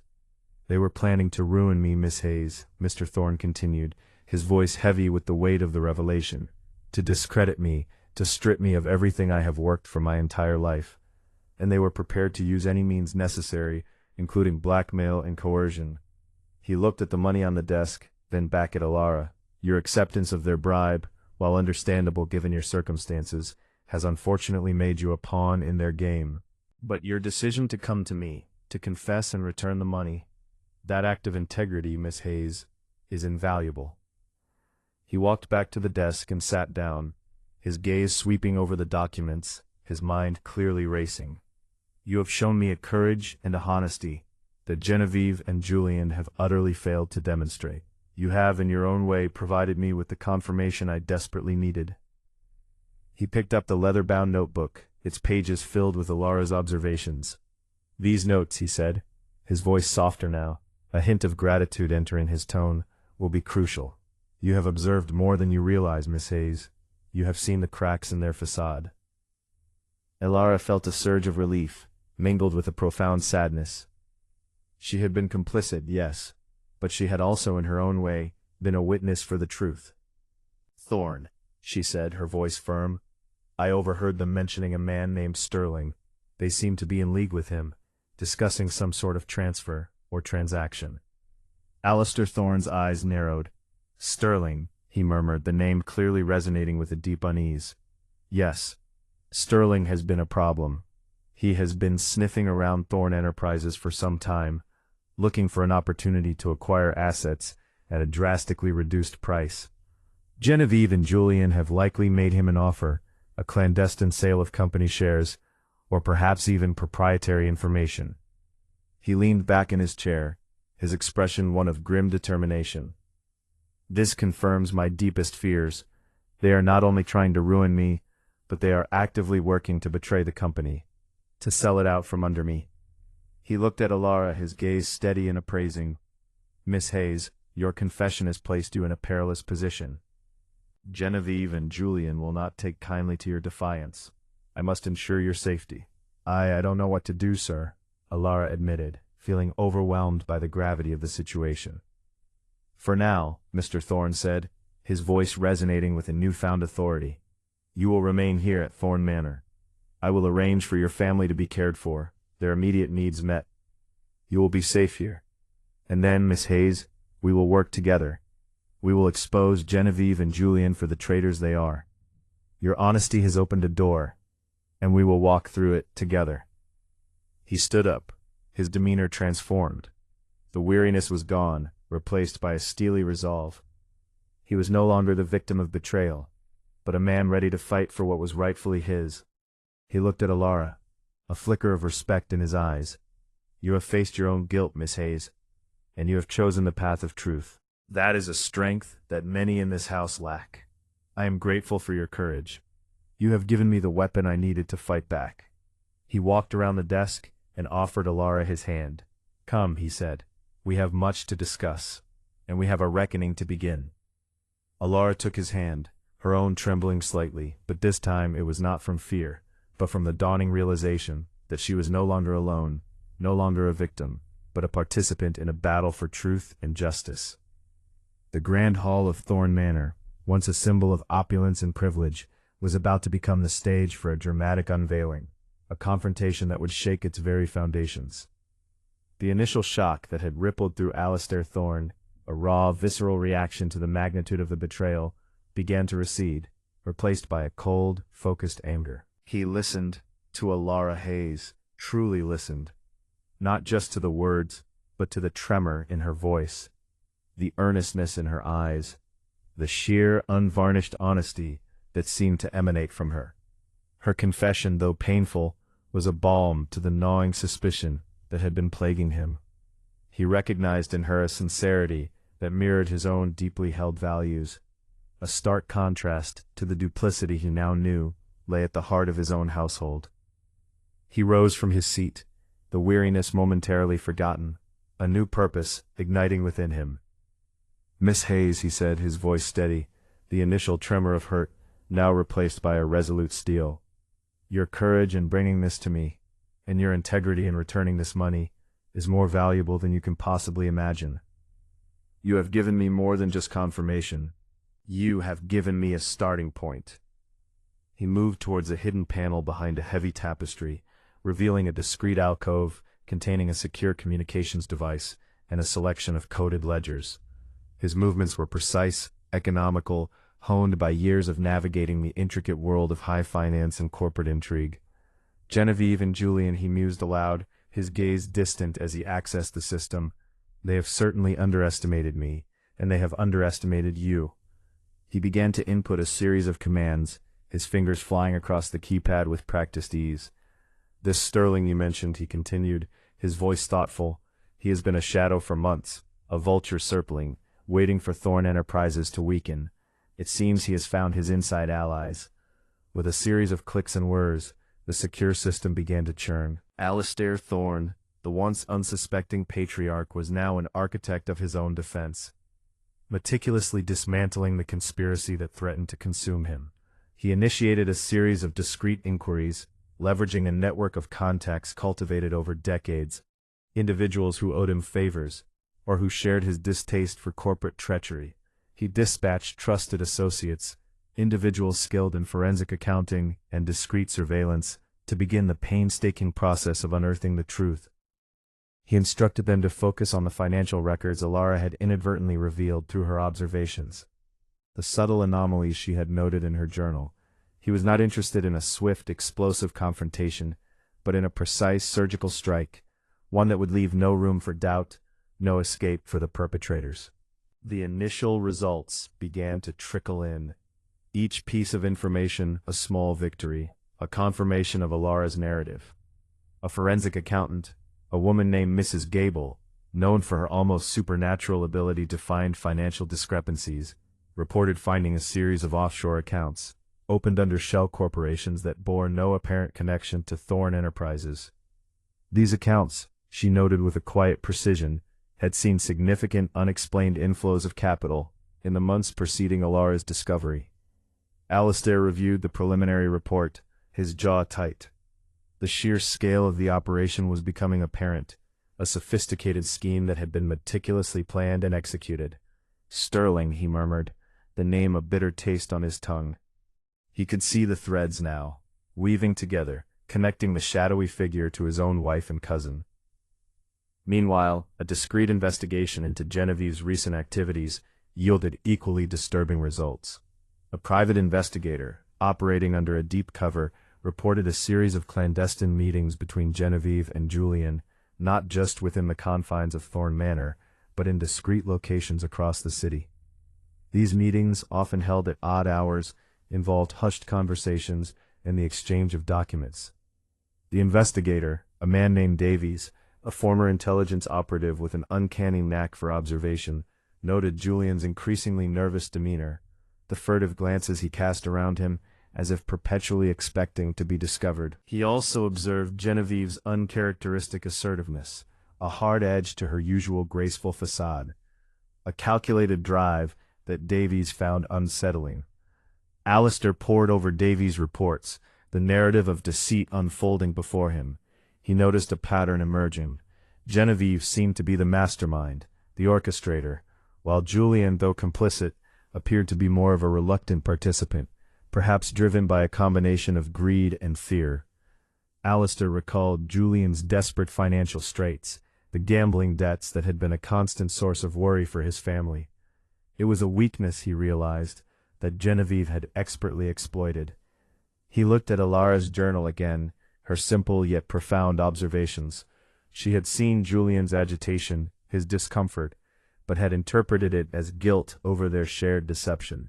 Alistair understood now that Julian's discomfort stemmed from a deeper, more complex fear, the fear of exposure, of the consequences of his actions. He instructed Davies to focus on Sterling, to ascertain the exact nature of his dealings with Genevieve and Julian. The investigator's subsequent reports painted a grim picture. Sterling, a notorious corporate raider with a reputation for ruthless efficiency, had been actively seeking to acquire Thorn Enterprises at a significantly undervalued price. He saw the company, with its valuable patents and established market share, as a ripe target, particularly if its leadership was in disarray. The offshore accounts, it turned out, were being used to facilitate the transfer of company assets and intellectual property, a systematic stripping of Thorn Enterprises' value, all designed to make it appear insolvent and ripe for Sterling's predatory acquisition. The evidence was mounting, a damning indictment of Genevieve and Julian's treachery. Alistair felt a sense of grim satisfaction, but it was tempered by the profound sadness of seeing his trust so thoroughly broken. He had built Thorn Enterprises from the ground up, pouring his life's work, his very soul, into its success. To see it being systematically dismantled by the very people he had welcomed into his inner circle was a betrayal of the deepest order. He thought of his late father, who had instilled in him the values of integrity and hard work. He knew, with a certainty that chilled him to the bone, that his father would be deeply disappointed, not just by the actions of Genevieve and Julian, but by his own failure to see the truth sooner. Alara, meanwhile, was a constant presence in the study, her quiet dedication to assisting Alistair a source of steady reassurance. She meticulously cross-referenced Alara's journal entries with the financial reports, her sharp mind noticing subtle connections that even the seasoned investigators had overlooked. She pointed out a recurring date, a specific day of the week, on which Julian had consistently requested access to certain sensitive documents. Alistair confirmed that these were precisely the days on which the offshore accounts had seen significant activity. The pieces were falling into place with an almost terrifying precision. One evening, as Alistair reviewed a particularly damning report detailing the transfer of proprietary research data to a Sterling-controlled entity, he looked up at Alara, who was diligently organizing a stack of documents. "Miss Hayes," he said, his voice soft but firm, "your observations were more insightful than we could have possibly anticipated. You have, in essence, provided us with the roadmap to their corruption." He gestured to a complex financial chart on his desk. "These transactions, the timing, the amounts, they are all indicative of a deliberate effort to destabilize the company, to prepare it for Sterling's takeover. And Julian's role, it seems, was to facilitate the access to the information they needed to accomplish this." He paused, his gaze falling upon Alara's worn leather-bound notebook. The pages filled with her meticulous, if unintentional, observations. "Your notes on Julian's demeanor, his nervous habits, his frequent visits to the West Wing study, these are not merely anecdotal. They correlate with the periods during which critical company data was accessed and, we now believe, transferred. You are seeing the symptoms, Miss Hayes, and we have finally diagnosed the disease." The investigation continued, each day bringing new revelations, each piece of evidence solidifying the case against Genevieve and Julian. Alistair, driven by a righteous anger and a profound sense of duty, worked tirelessly, fueled by a potent mix of resolve and sorrow. He understood that this was not merely about recovering his company. It was about reclaiming his life, about ensuring that the legacy he had built would not be tarnished by the avarice of those closest to him. Alara, by his side, offered a quiet strength, a steadfast belief in the pursuit of truth that became an anchor in the turbulent storm of deception. The architect of Thorn Enterprises was now meticulously drawing up the blueprints for its salvation, and Alara Hayes, the unassuming observer, had become an indispensable part of his design. The foundation of Thorn Manor, seemingly solid, now held the weight of a conspiracy that was about to be exposed, and the reckoning, Alistair knew, was drawing ever closer. The quiet elegance of the manor now concealed a battleground, and the spoils were not gold or glory, but truth and justice. The clandestine meetings Davies had uncovered were far more than mere hushed exchanges. They were calculated maneuvers, each rendezvous a brick laid in the foundation of their illicit enterprise. Alistair meticulously pieced together the timeline, correlating Julian's access to restricted financial data with the dates Genevieve was documented to have met with Sterling's legal representatives. The offshore accounts, initially appearing as a complex, almost abstract financial labyrinth, now resolved into a horrifyingly clear conduit for illicit gains. It wasn't just about siphoning off profits. It was a systematic divestment of Thorn Enterprises' core assets. Proprietary research, lucrative patent rights, even key client contracts were being systematically carved out, transferred through shell corporations designed to obscure their ultimate destination, Sterling's waiting coffers. Alara's journal entries, once dismissed as the innocent observations of a dutiful assistant, were now the Rosetta Stone of their deception. Her descriptions of Julian's increasingly erratic behavior, his frequent late-night trips to the secured archives in the West Wing, his stammered excuses about verifying figures, these were not the signs of a man burdened by a minor transgression, but one drowning in the enormity of his complicity. Alistair recalled a particular entry where Alara noted Julian's unusual pallor and his persistent hand-wringing after a late-night session in the archives. At the time, he'd attributed it to Julian's general anxiety. Now he understood it was the cold sweat of a man actively engaged in grand larceny, the physical manifestation of his terror. Mrs. Gable, the forensic accountant, with her unerring eye for financial malfeasance, confirmed the pattern with chilling precision. She identified a series of small, seemingly insignificant transactions that, when aggregated, represented the steady bleeding of Thorn Enterprises' liquidity. These funds, diverted through a Byzantine network of offshore accounts, were then channeled back in disguised forms, some appearing as inflated consultant fees paid to companies with no verifiable track record, others as unexplained bonuses to obscure entities. The objective was clear: to artificially depress Thorn Enterprises' valuation, making it appear financially distressed and ripe for Sterling's predatory acquisition. Sterling, a name whispered with a mixture of fear and grudging respect in the cutthroat world of corporate finance, was not merely a passive beneficiary. He was the architect of their downfall, the unseen hand guiding their avarice. Alistair found himself rereading the initial reports from Davies, the private investigator. His observations of Genevieve were particularly striking. The hard edge Davies had noted, the calculated drive, Alistair now understood as a predatory hunger. Genevieve, with her social grace and sophisticated veneer, had been the serpent in their Eden, her charm a weapon honed to exploit the weaknesses of those around her. Julian, Alistair now surmised, was not an equal partner in this treachery, but a pawn, skillfully maneuvered by his wife. His gambling debts, a constant source of familial concern and personal shame, had been the perfect lever. Genevieve, Alistair realized with a surge of cold clarity, had likely been grooming him for this for years, subtly undermining his confidence, feeding his insecurities, all while cultivating her own strategic alliances, culminating in the devastating partnership with Sterling. The sheer audacity of their plan was staggering. They hadn't just sought to enrich themselves, they had intended to dismantle Alistair's life's work, brick by brick, leaving nothing but ashes. He thought of his father's words. Echoes from a simpler time, about the sanctity of trust and the enduring value of integrity. How utterly they had failed that legacy. The weight of that failure pressed down on him, a heavy shroud that threatened to suffocate. But beneath the sorrow, a steely resolve began to harden. He would not let their treachery define him. He would not allow their greed to erase his father's memory. He instructed Davies to intensify his surveillance on Sterling, to uncover the precise mechanism by which the intellectual property was being transferred. The reports that followed were both terrifying and illuminating. Sterling's operation was sophisticated, utilizing encrypted communication channels and anonymized data transfer protocols.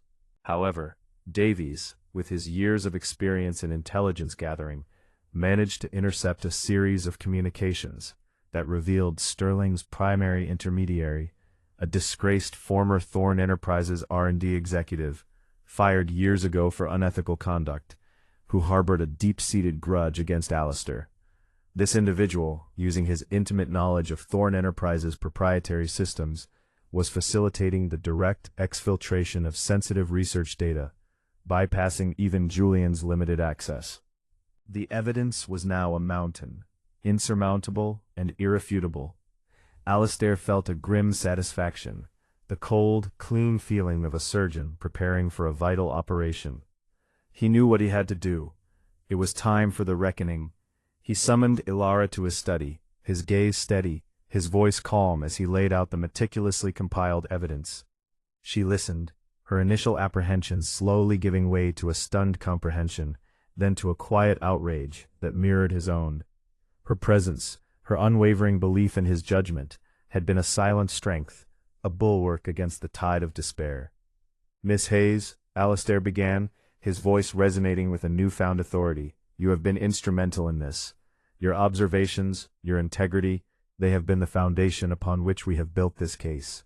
He gestured to the stacks of reports, the financial statements, the intercepted communications. "Genevieve and Julian, with Sterling's backing, have been systematically dismantling Thorn Enterprises.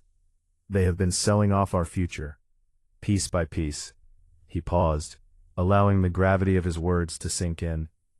The offshore accounts, the shell corporations, the stolen research data, it all points to a deliberate, coordinated effort to ruin this company and acquire it for pennies on the dollar.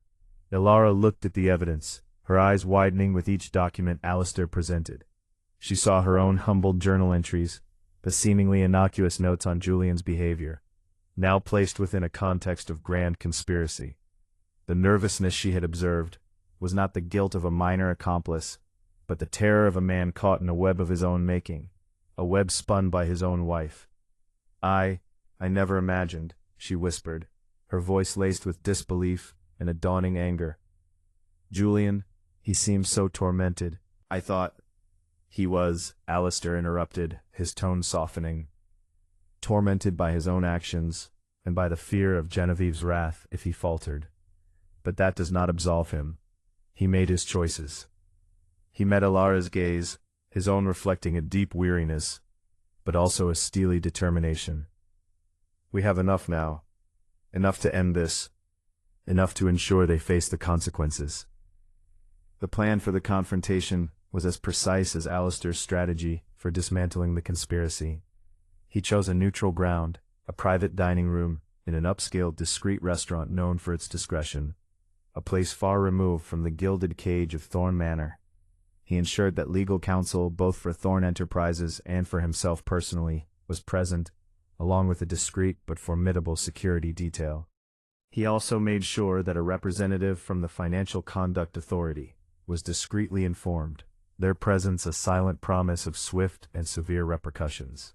He arranged for Genevieve and Julian to be invited separately, under the guise of separate, urgent business matters. Alistair arrived first, Ilara by his side, her presence a quiet testament to her unwavering support. She was not just a witness, she was a symbol of the integrity they were fighting to protect. As they waited, Alistair felt a tremor of anticipation, a sensation akin to standing on the precipice of a precipice, knowing that the carefully constructed facade of his life was about to shatter, revealing the rot beneath. Julian arrived first, his usual nervous energy amplified. He entered the room with a hesitant step, his eyes darting around, a flicker of confusion quickly masked by a forced smile. "Alistair," he began, his voice a little too loud. "This is unexpected. I assumed you wanted to discuss the quarterly projections." Alistair inclined his head, a gesture that held no warmth. "Julian, please sit down. There are matters of far greater import to discuss." He gestured to the empty chair beside him. Julian hesitated, then sat, his posture stiff, his gaze fixed on the untouched water glass before him. Moments later, Genevieve swept into the room, her elegance a stark contrast to Julian's discomposure. Her smile, when she saw Alistair, was practiced, a dazzling display of artifice. "Alistair, darling," she purred, her voice dripping with insincerity. "You said this was urgent. Has there been a development with the Sterling negotiations?" Alistair let her statement hang in the air for a beat, allowing the unspoken tension to thicken. "Genevieve," he said, his voice devoid of emotion, "there has been a development. A rather significant one." He met her gaze, and for the first time, he saw a flicker of something other than her usual composed confidence, a hint of unease, quickly suppressed. Ilara, seated quietly, her hands clasped in her lap, felt a wave of nausea. She had admired Genevieve for so long, her sophistication, her apparent kindness. To see her now, poised and seemingly unfazed, while the weight of their crimes hung heavy in the air, was profoundly disturbing. Alistair then gestured to the discreetly placed briefcase on a nearby table.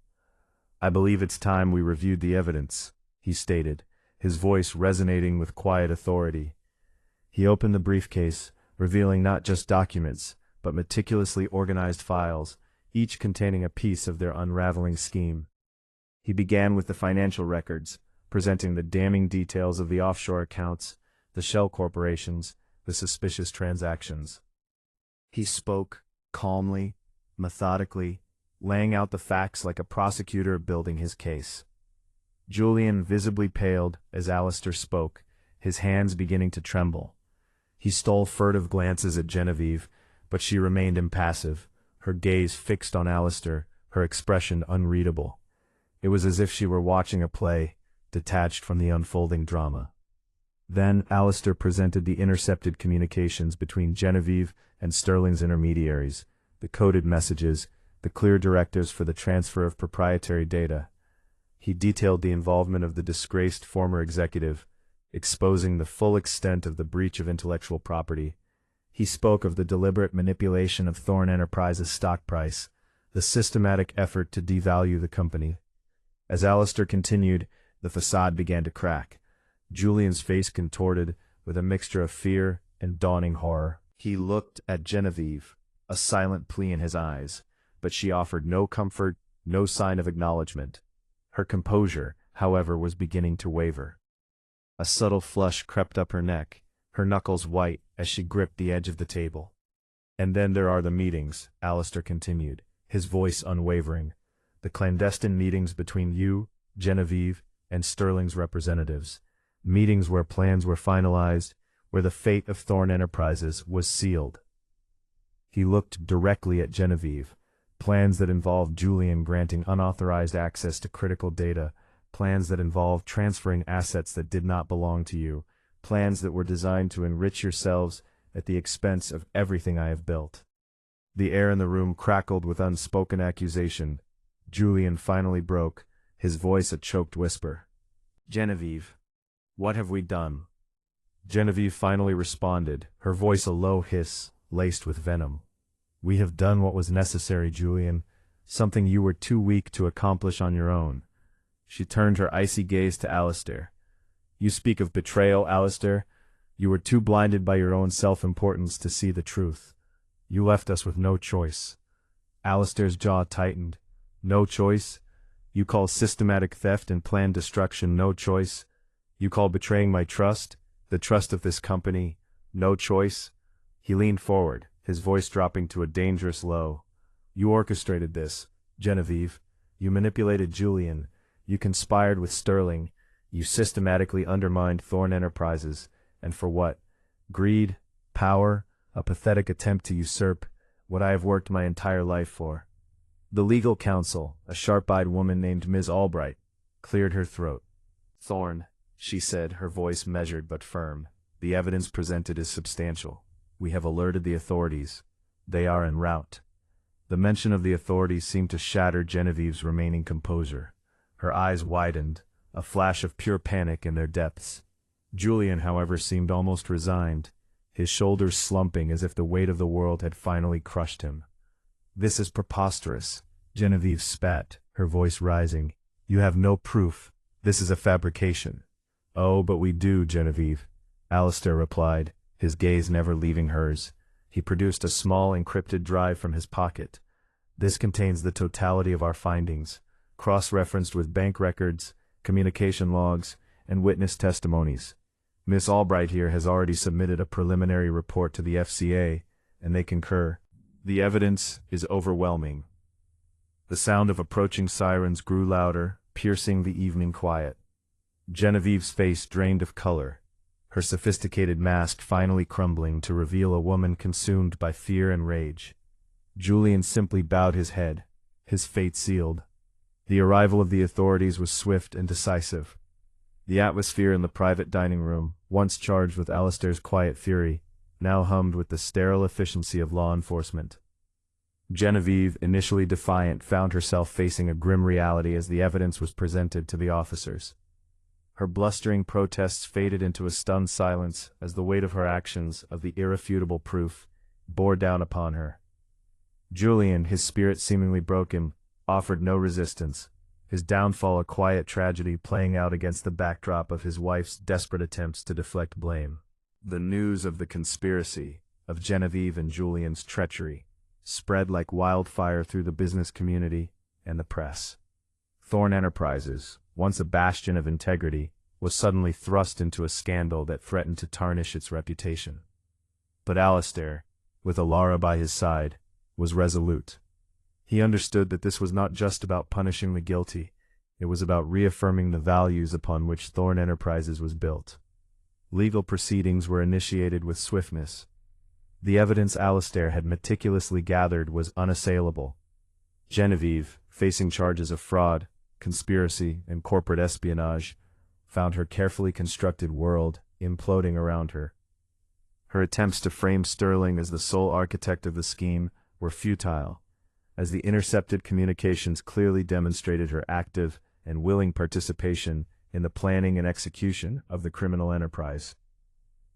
Julian, having cooperated fully with the authorities, received a reduced sentence, his testimony proving crucial in solidifying the case against his wife.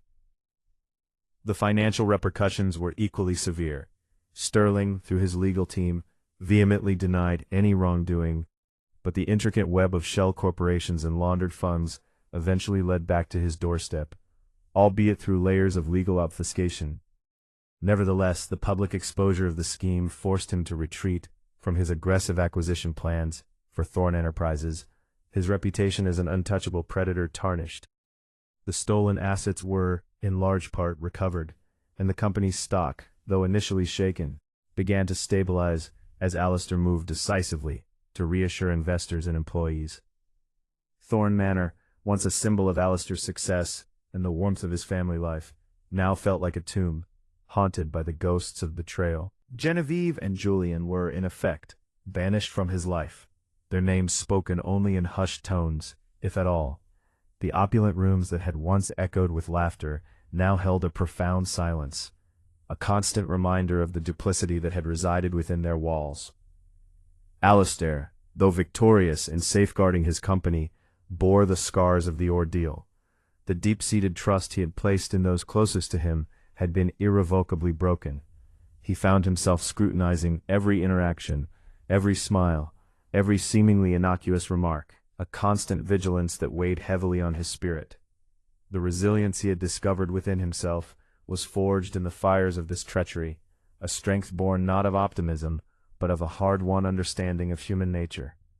Alara, however, remained a beacon of unwavering loyalty and quiet strength.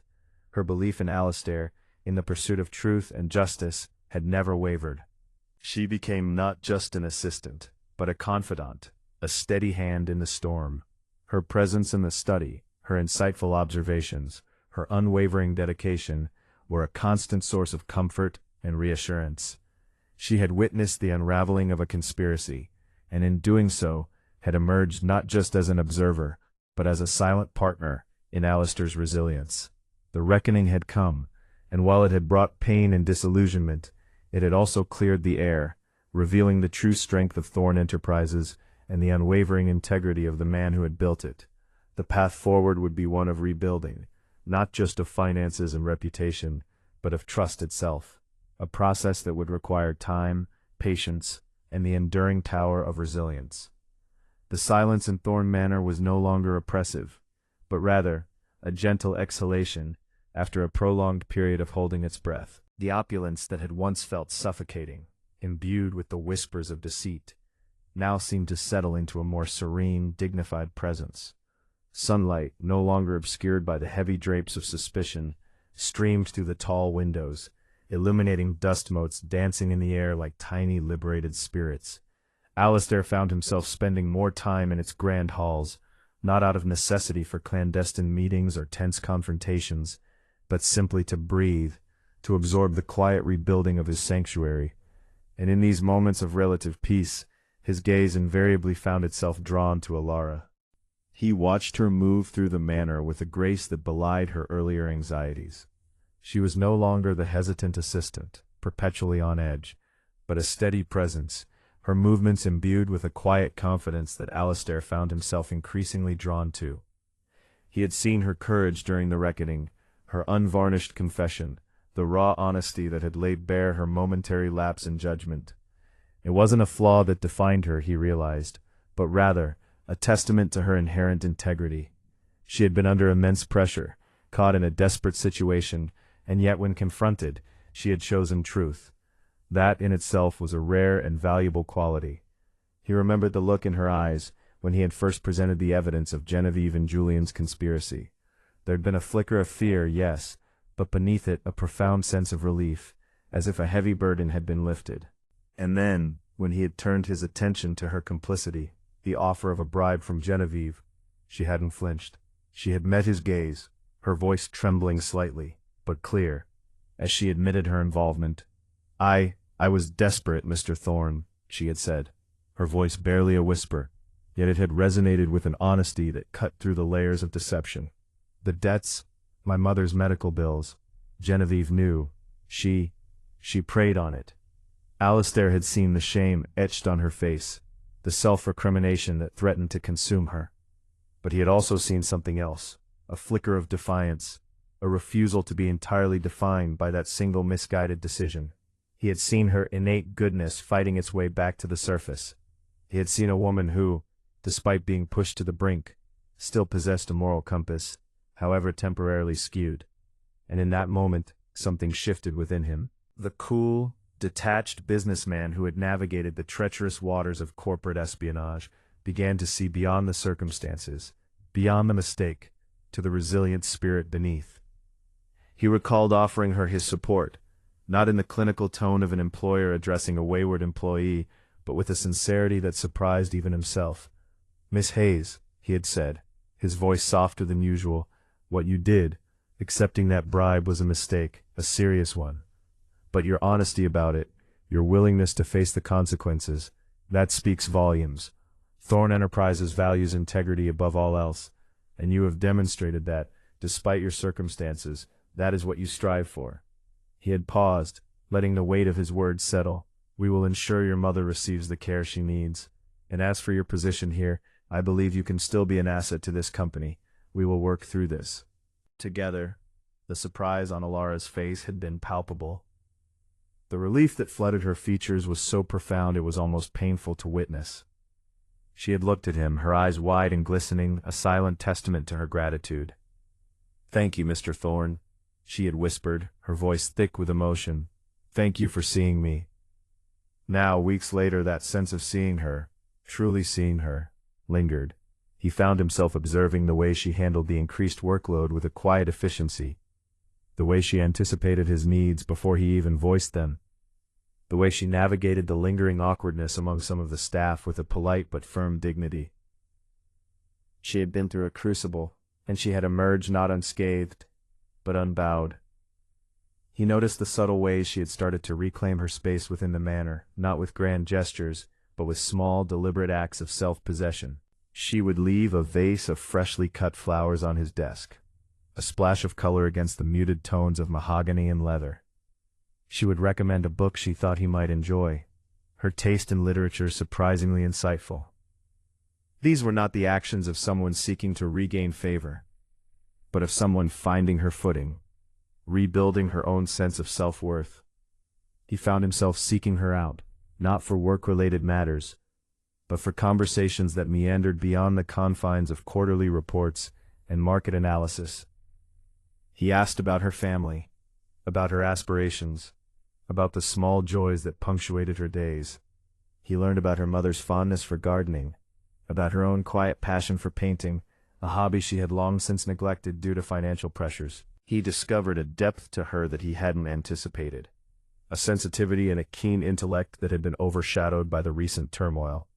Their shared experience had forged a unique bond, an unspoken understanding that transcended the conventional employer-employee dynamic. He had witnessed her vulnerability and her strength, her mistakes and her redemption, had seen him stripped bare of his corporate armor, a man grappling with betrayal and loss, yet fiercely determined to uphold his principles.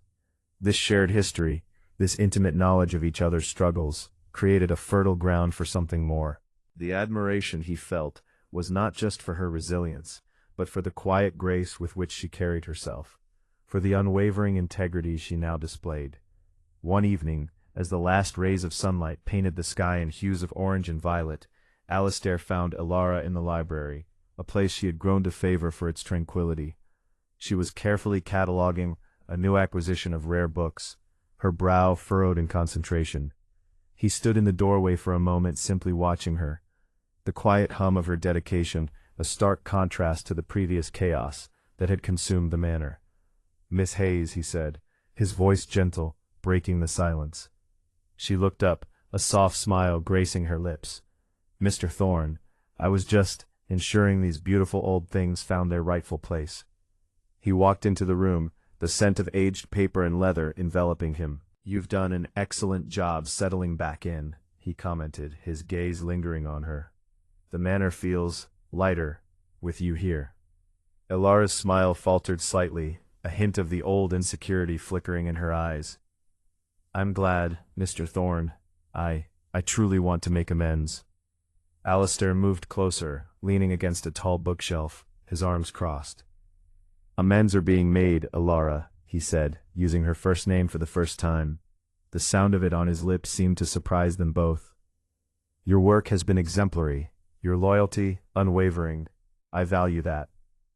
He met her gaze, his own eyes searching hers. "More than you know. What happened was a difficult chapter for all of us. But it doesn't define us, or at least, it doesn't have to." He saw a blush creep up her neck, a telltale sign of her inner turmoil. "I appreciate your understanding, Mr. Thorne." Alistair, he corrected, his voice a low rumble. And I'm not just understanding, Ilara. I'm impressed. You faced a difficult situation, you made a mistake, and you owned it. That takes courage. More courage than many people I know who have never been tested. He paused, choosing his words carefully. Genevieve tried to break you. She tried to exploit your vulnerabilities, but she failed. Because at your core, you are strong, and you are good. He pushed off the bookshelf and walked towards her, stopping just a few feet away. The air between them crackled with an unspoken awareness. I want to offer you more than just a job, Ilara, he continued, his voice earnest. I want to offer you my support, not just as your employer, but as someone who believes in your potential. If there's anything you need, anything at all, to help you rebuild, please, don't hesitate to ask. That includes, well, anything beyond the professional scope. If you need a confidant, someone to talk to, someone who understands what it's like to have your life upended, I'm here.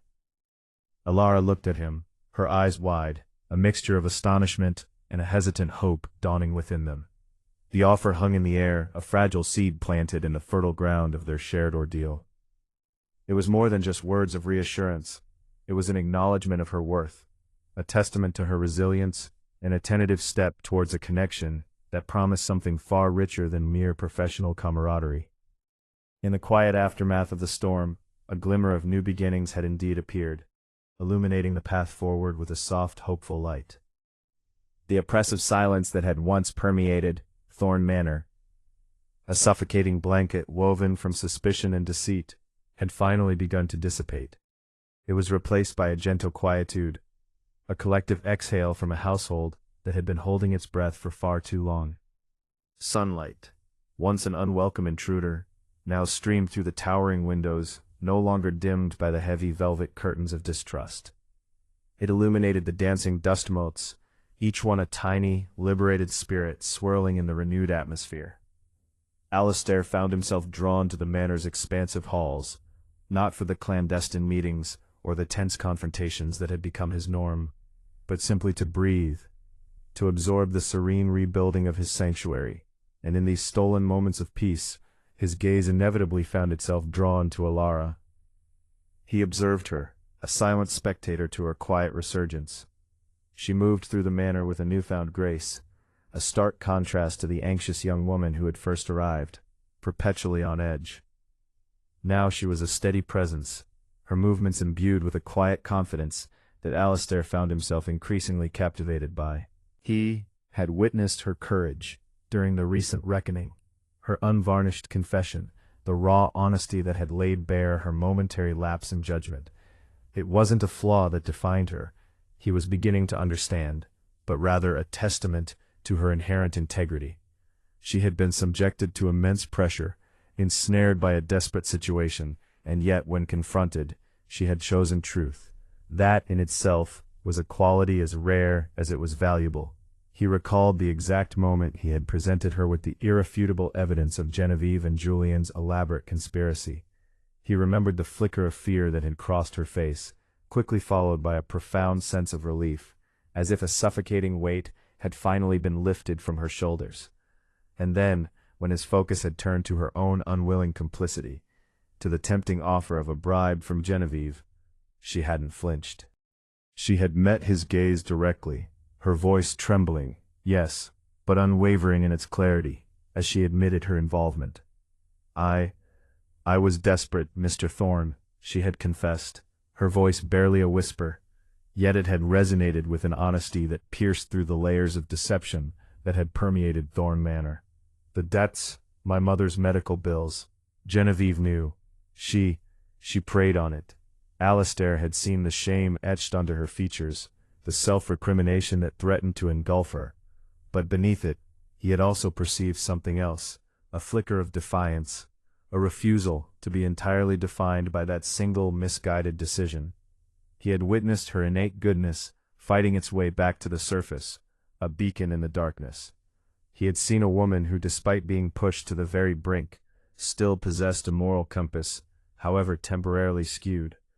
In that precise moment, something had irrevocably shifted within him. The cool, detached businessman, accustomed to navigating the treacherous currents of corporate espionage, began to see beyond the immediate circumstances, beyond a mistake, to the resilient spirit that lay at her core. He remembered offering his support, not in the clinical, measured tone of an employer addressing a wayward employee, but with a sincerity that had surprised even himself. "Miss Hayes," he had said, his voice softer than it had been in years, "what you did, accepting that bribe, was a mistake, a serious one. But your honesty about it, your willingness to face the consequences, that speaks volumes. Thorn Enterprises values integrity above all else, and you have demonstrated that. Despite your circumstances, that is what you strive for." He had paused, allowing his words to settle, to sink in. "We will ensure your mother receives the care she needs. And as for your position here, I believe you can still be an asset to this company. We will work through this, together." The astonishment that had bloomed on Alara's face had been palpable.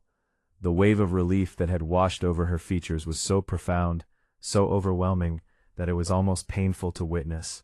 She had looked at him then, her eyes wide and glistening, a silent, eloquent testament to her gratitude. "Thank you, Mr. Thorne," she had whispered, her voice thick with emotion. "Thank you for seeing me." Now, weeks later, that sense of truly seeing her, of recognizing the remarkable woman beneath the surface turmoil, lingered. He found himself observing the quiet efficiency with which she now handled an increased workload, the way she anticipated his needs before he even articulated them, the subtle dignity with which she navigated the lingering awkwardness among some of the staff.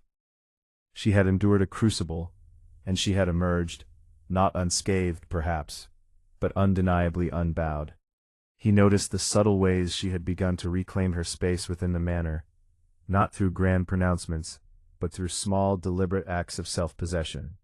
She would leave a vase of freshly cut flowers on his desk, a vibrant splash of color against the muted tones of mahogany and leather. She would recommend a book she believed he might enjoy, her taste in literature proving surprisingly insightful. These were not the actions of someone seeking to regain favor, but of someone finding her footing, meticulously rebuilding her own sense of self-worth. He found himself actively seeking her out, not for work-related matters, but for conversations that meandered beyond the sterile confines of quarterly reports and market analysis.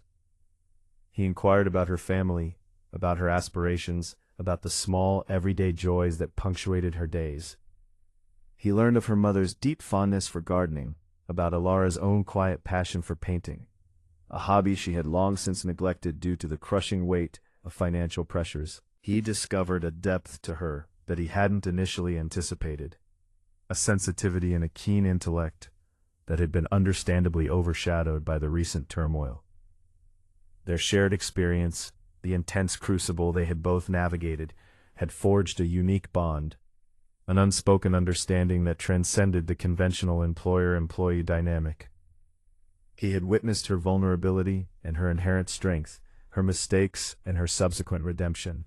She, in turn, had seen him stripped bare of his formidable corporate armor, a man grappling with betrayal and profound loss, yet fiercely determined to uphold his principles.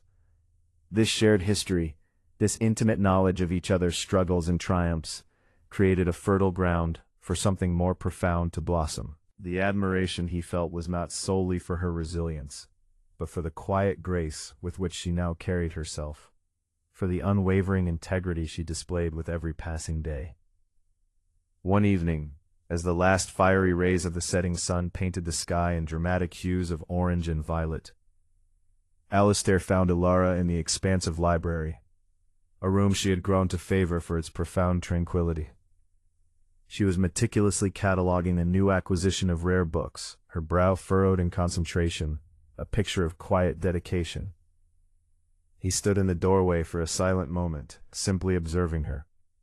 The gentle hum of her focus a stark and welcome contrast to the cacophony of chaos that had so recently consumed the manor. "Miss Hayes," he said, his voice a gentle murmur, breaking the serene silence. She looked up, a soft, genuine smile gracing her lips. "I was just ensuring these beautiful old things found their rightful place." He walked into the room, the comforting, aged scent of old paper and worn leather enveloping him. "You've done an excellent job settling back in," he commented, his gaze lingering on her, taking in the subtle changes in her demeanor. "The manor feels lighter with you here." Alara's smile faltered for a fleeting second, a ghost of the old insecurity flickering in her eyes. "I'm glad, Mr. Thorne. I truly want to make amends." Alistair moved closer, leaning casually against a tall bookshelf, his arms crossed, a gesture of ease rather than authority. "Amends are being made, Alara," he said, using her first name for the very first time. The sound of it on his lips seemed to surprise them both, hanging in the air with a delicate charge. "Your work has been exemplary, your loyalty unwavering. I value that." He met her gaze directly, his own eyes searching hers, seeking to convey the depth of his sincerity. "More than you know. What happened was a difficult chapter for all of us, but it doesn't define us, or at least it doesn't have to." He saw a faint blush creep up her neck, a telltale sign of her inner turmoil, her reaction to the intimacy of the moment. "I appreciate your understanding, Mr. Thorne, truly." "Alistair," he corrected, his voice a low, resonant rumble. "And I'm not just understanding, Alara. I'm impressed. You faced a difficult situation, you made a mistake, and you owned it. That takes courage. More courage than many people I know who have never truly been tested." He paused, carefully selecting his next words, as if handling fragile glass. "Genevieve tried to break you. She tried to exploit your vulnerabilities, but she failed, because at your core you are strong, and you are good." He pushed himself off the bookshelf and walked towards her, stopping just a few feet away. The air between them seemed to crackle with an unspoken awareness, a silent acknowledgement of the growing connection. "I want to offer you more than just a job, Ilara," he continued, his voice earnest, a sincere offering. "I want to offer you my support, not just as your employer, but as someone who genuinely believes in your potential. If there's anything you need, anything at all, to help you rebuild, please, don't hesitate to ask. That includes, well, anything beyond the professional scope. If you need a confidant, someone to talk to, someone who understands what it's like to have your life upended, I'm here." Alara looked at him, her eyes wide, a complex mixture of astonishment and a hesitant, burgeoning hope dawning within them. The offer hung in the air, a fragile seed planted in the fertile ground of their shared ordeal, ready to take root. It was more than just words of reassurance. It was an acknowledgement of her inherent worth, a profound testament to her resilience, and a tentative yet significant step towards a connection that promised something far richer, far more substantial than mere professional camaraderie. In the quiet aftermath of the storm, a glimmer of new beginnings had indeed appeared, illuminating the path forward with a soft, hopeful, and undeniably warm light. The shadows that had loomed so large were beginning to recede, revealing a landscape ripe with possibility, and Alistair, for the first time in a long time, felt a genuine sense of anticipation for what lay ahead. The intricate dance of rebuilding was underway, not just for Thorne Manor, but for the two souls who found themselves inextricably linked within its walls. Their futures, once so uncertain, now bathed in the gentle glow of a dawning hope.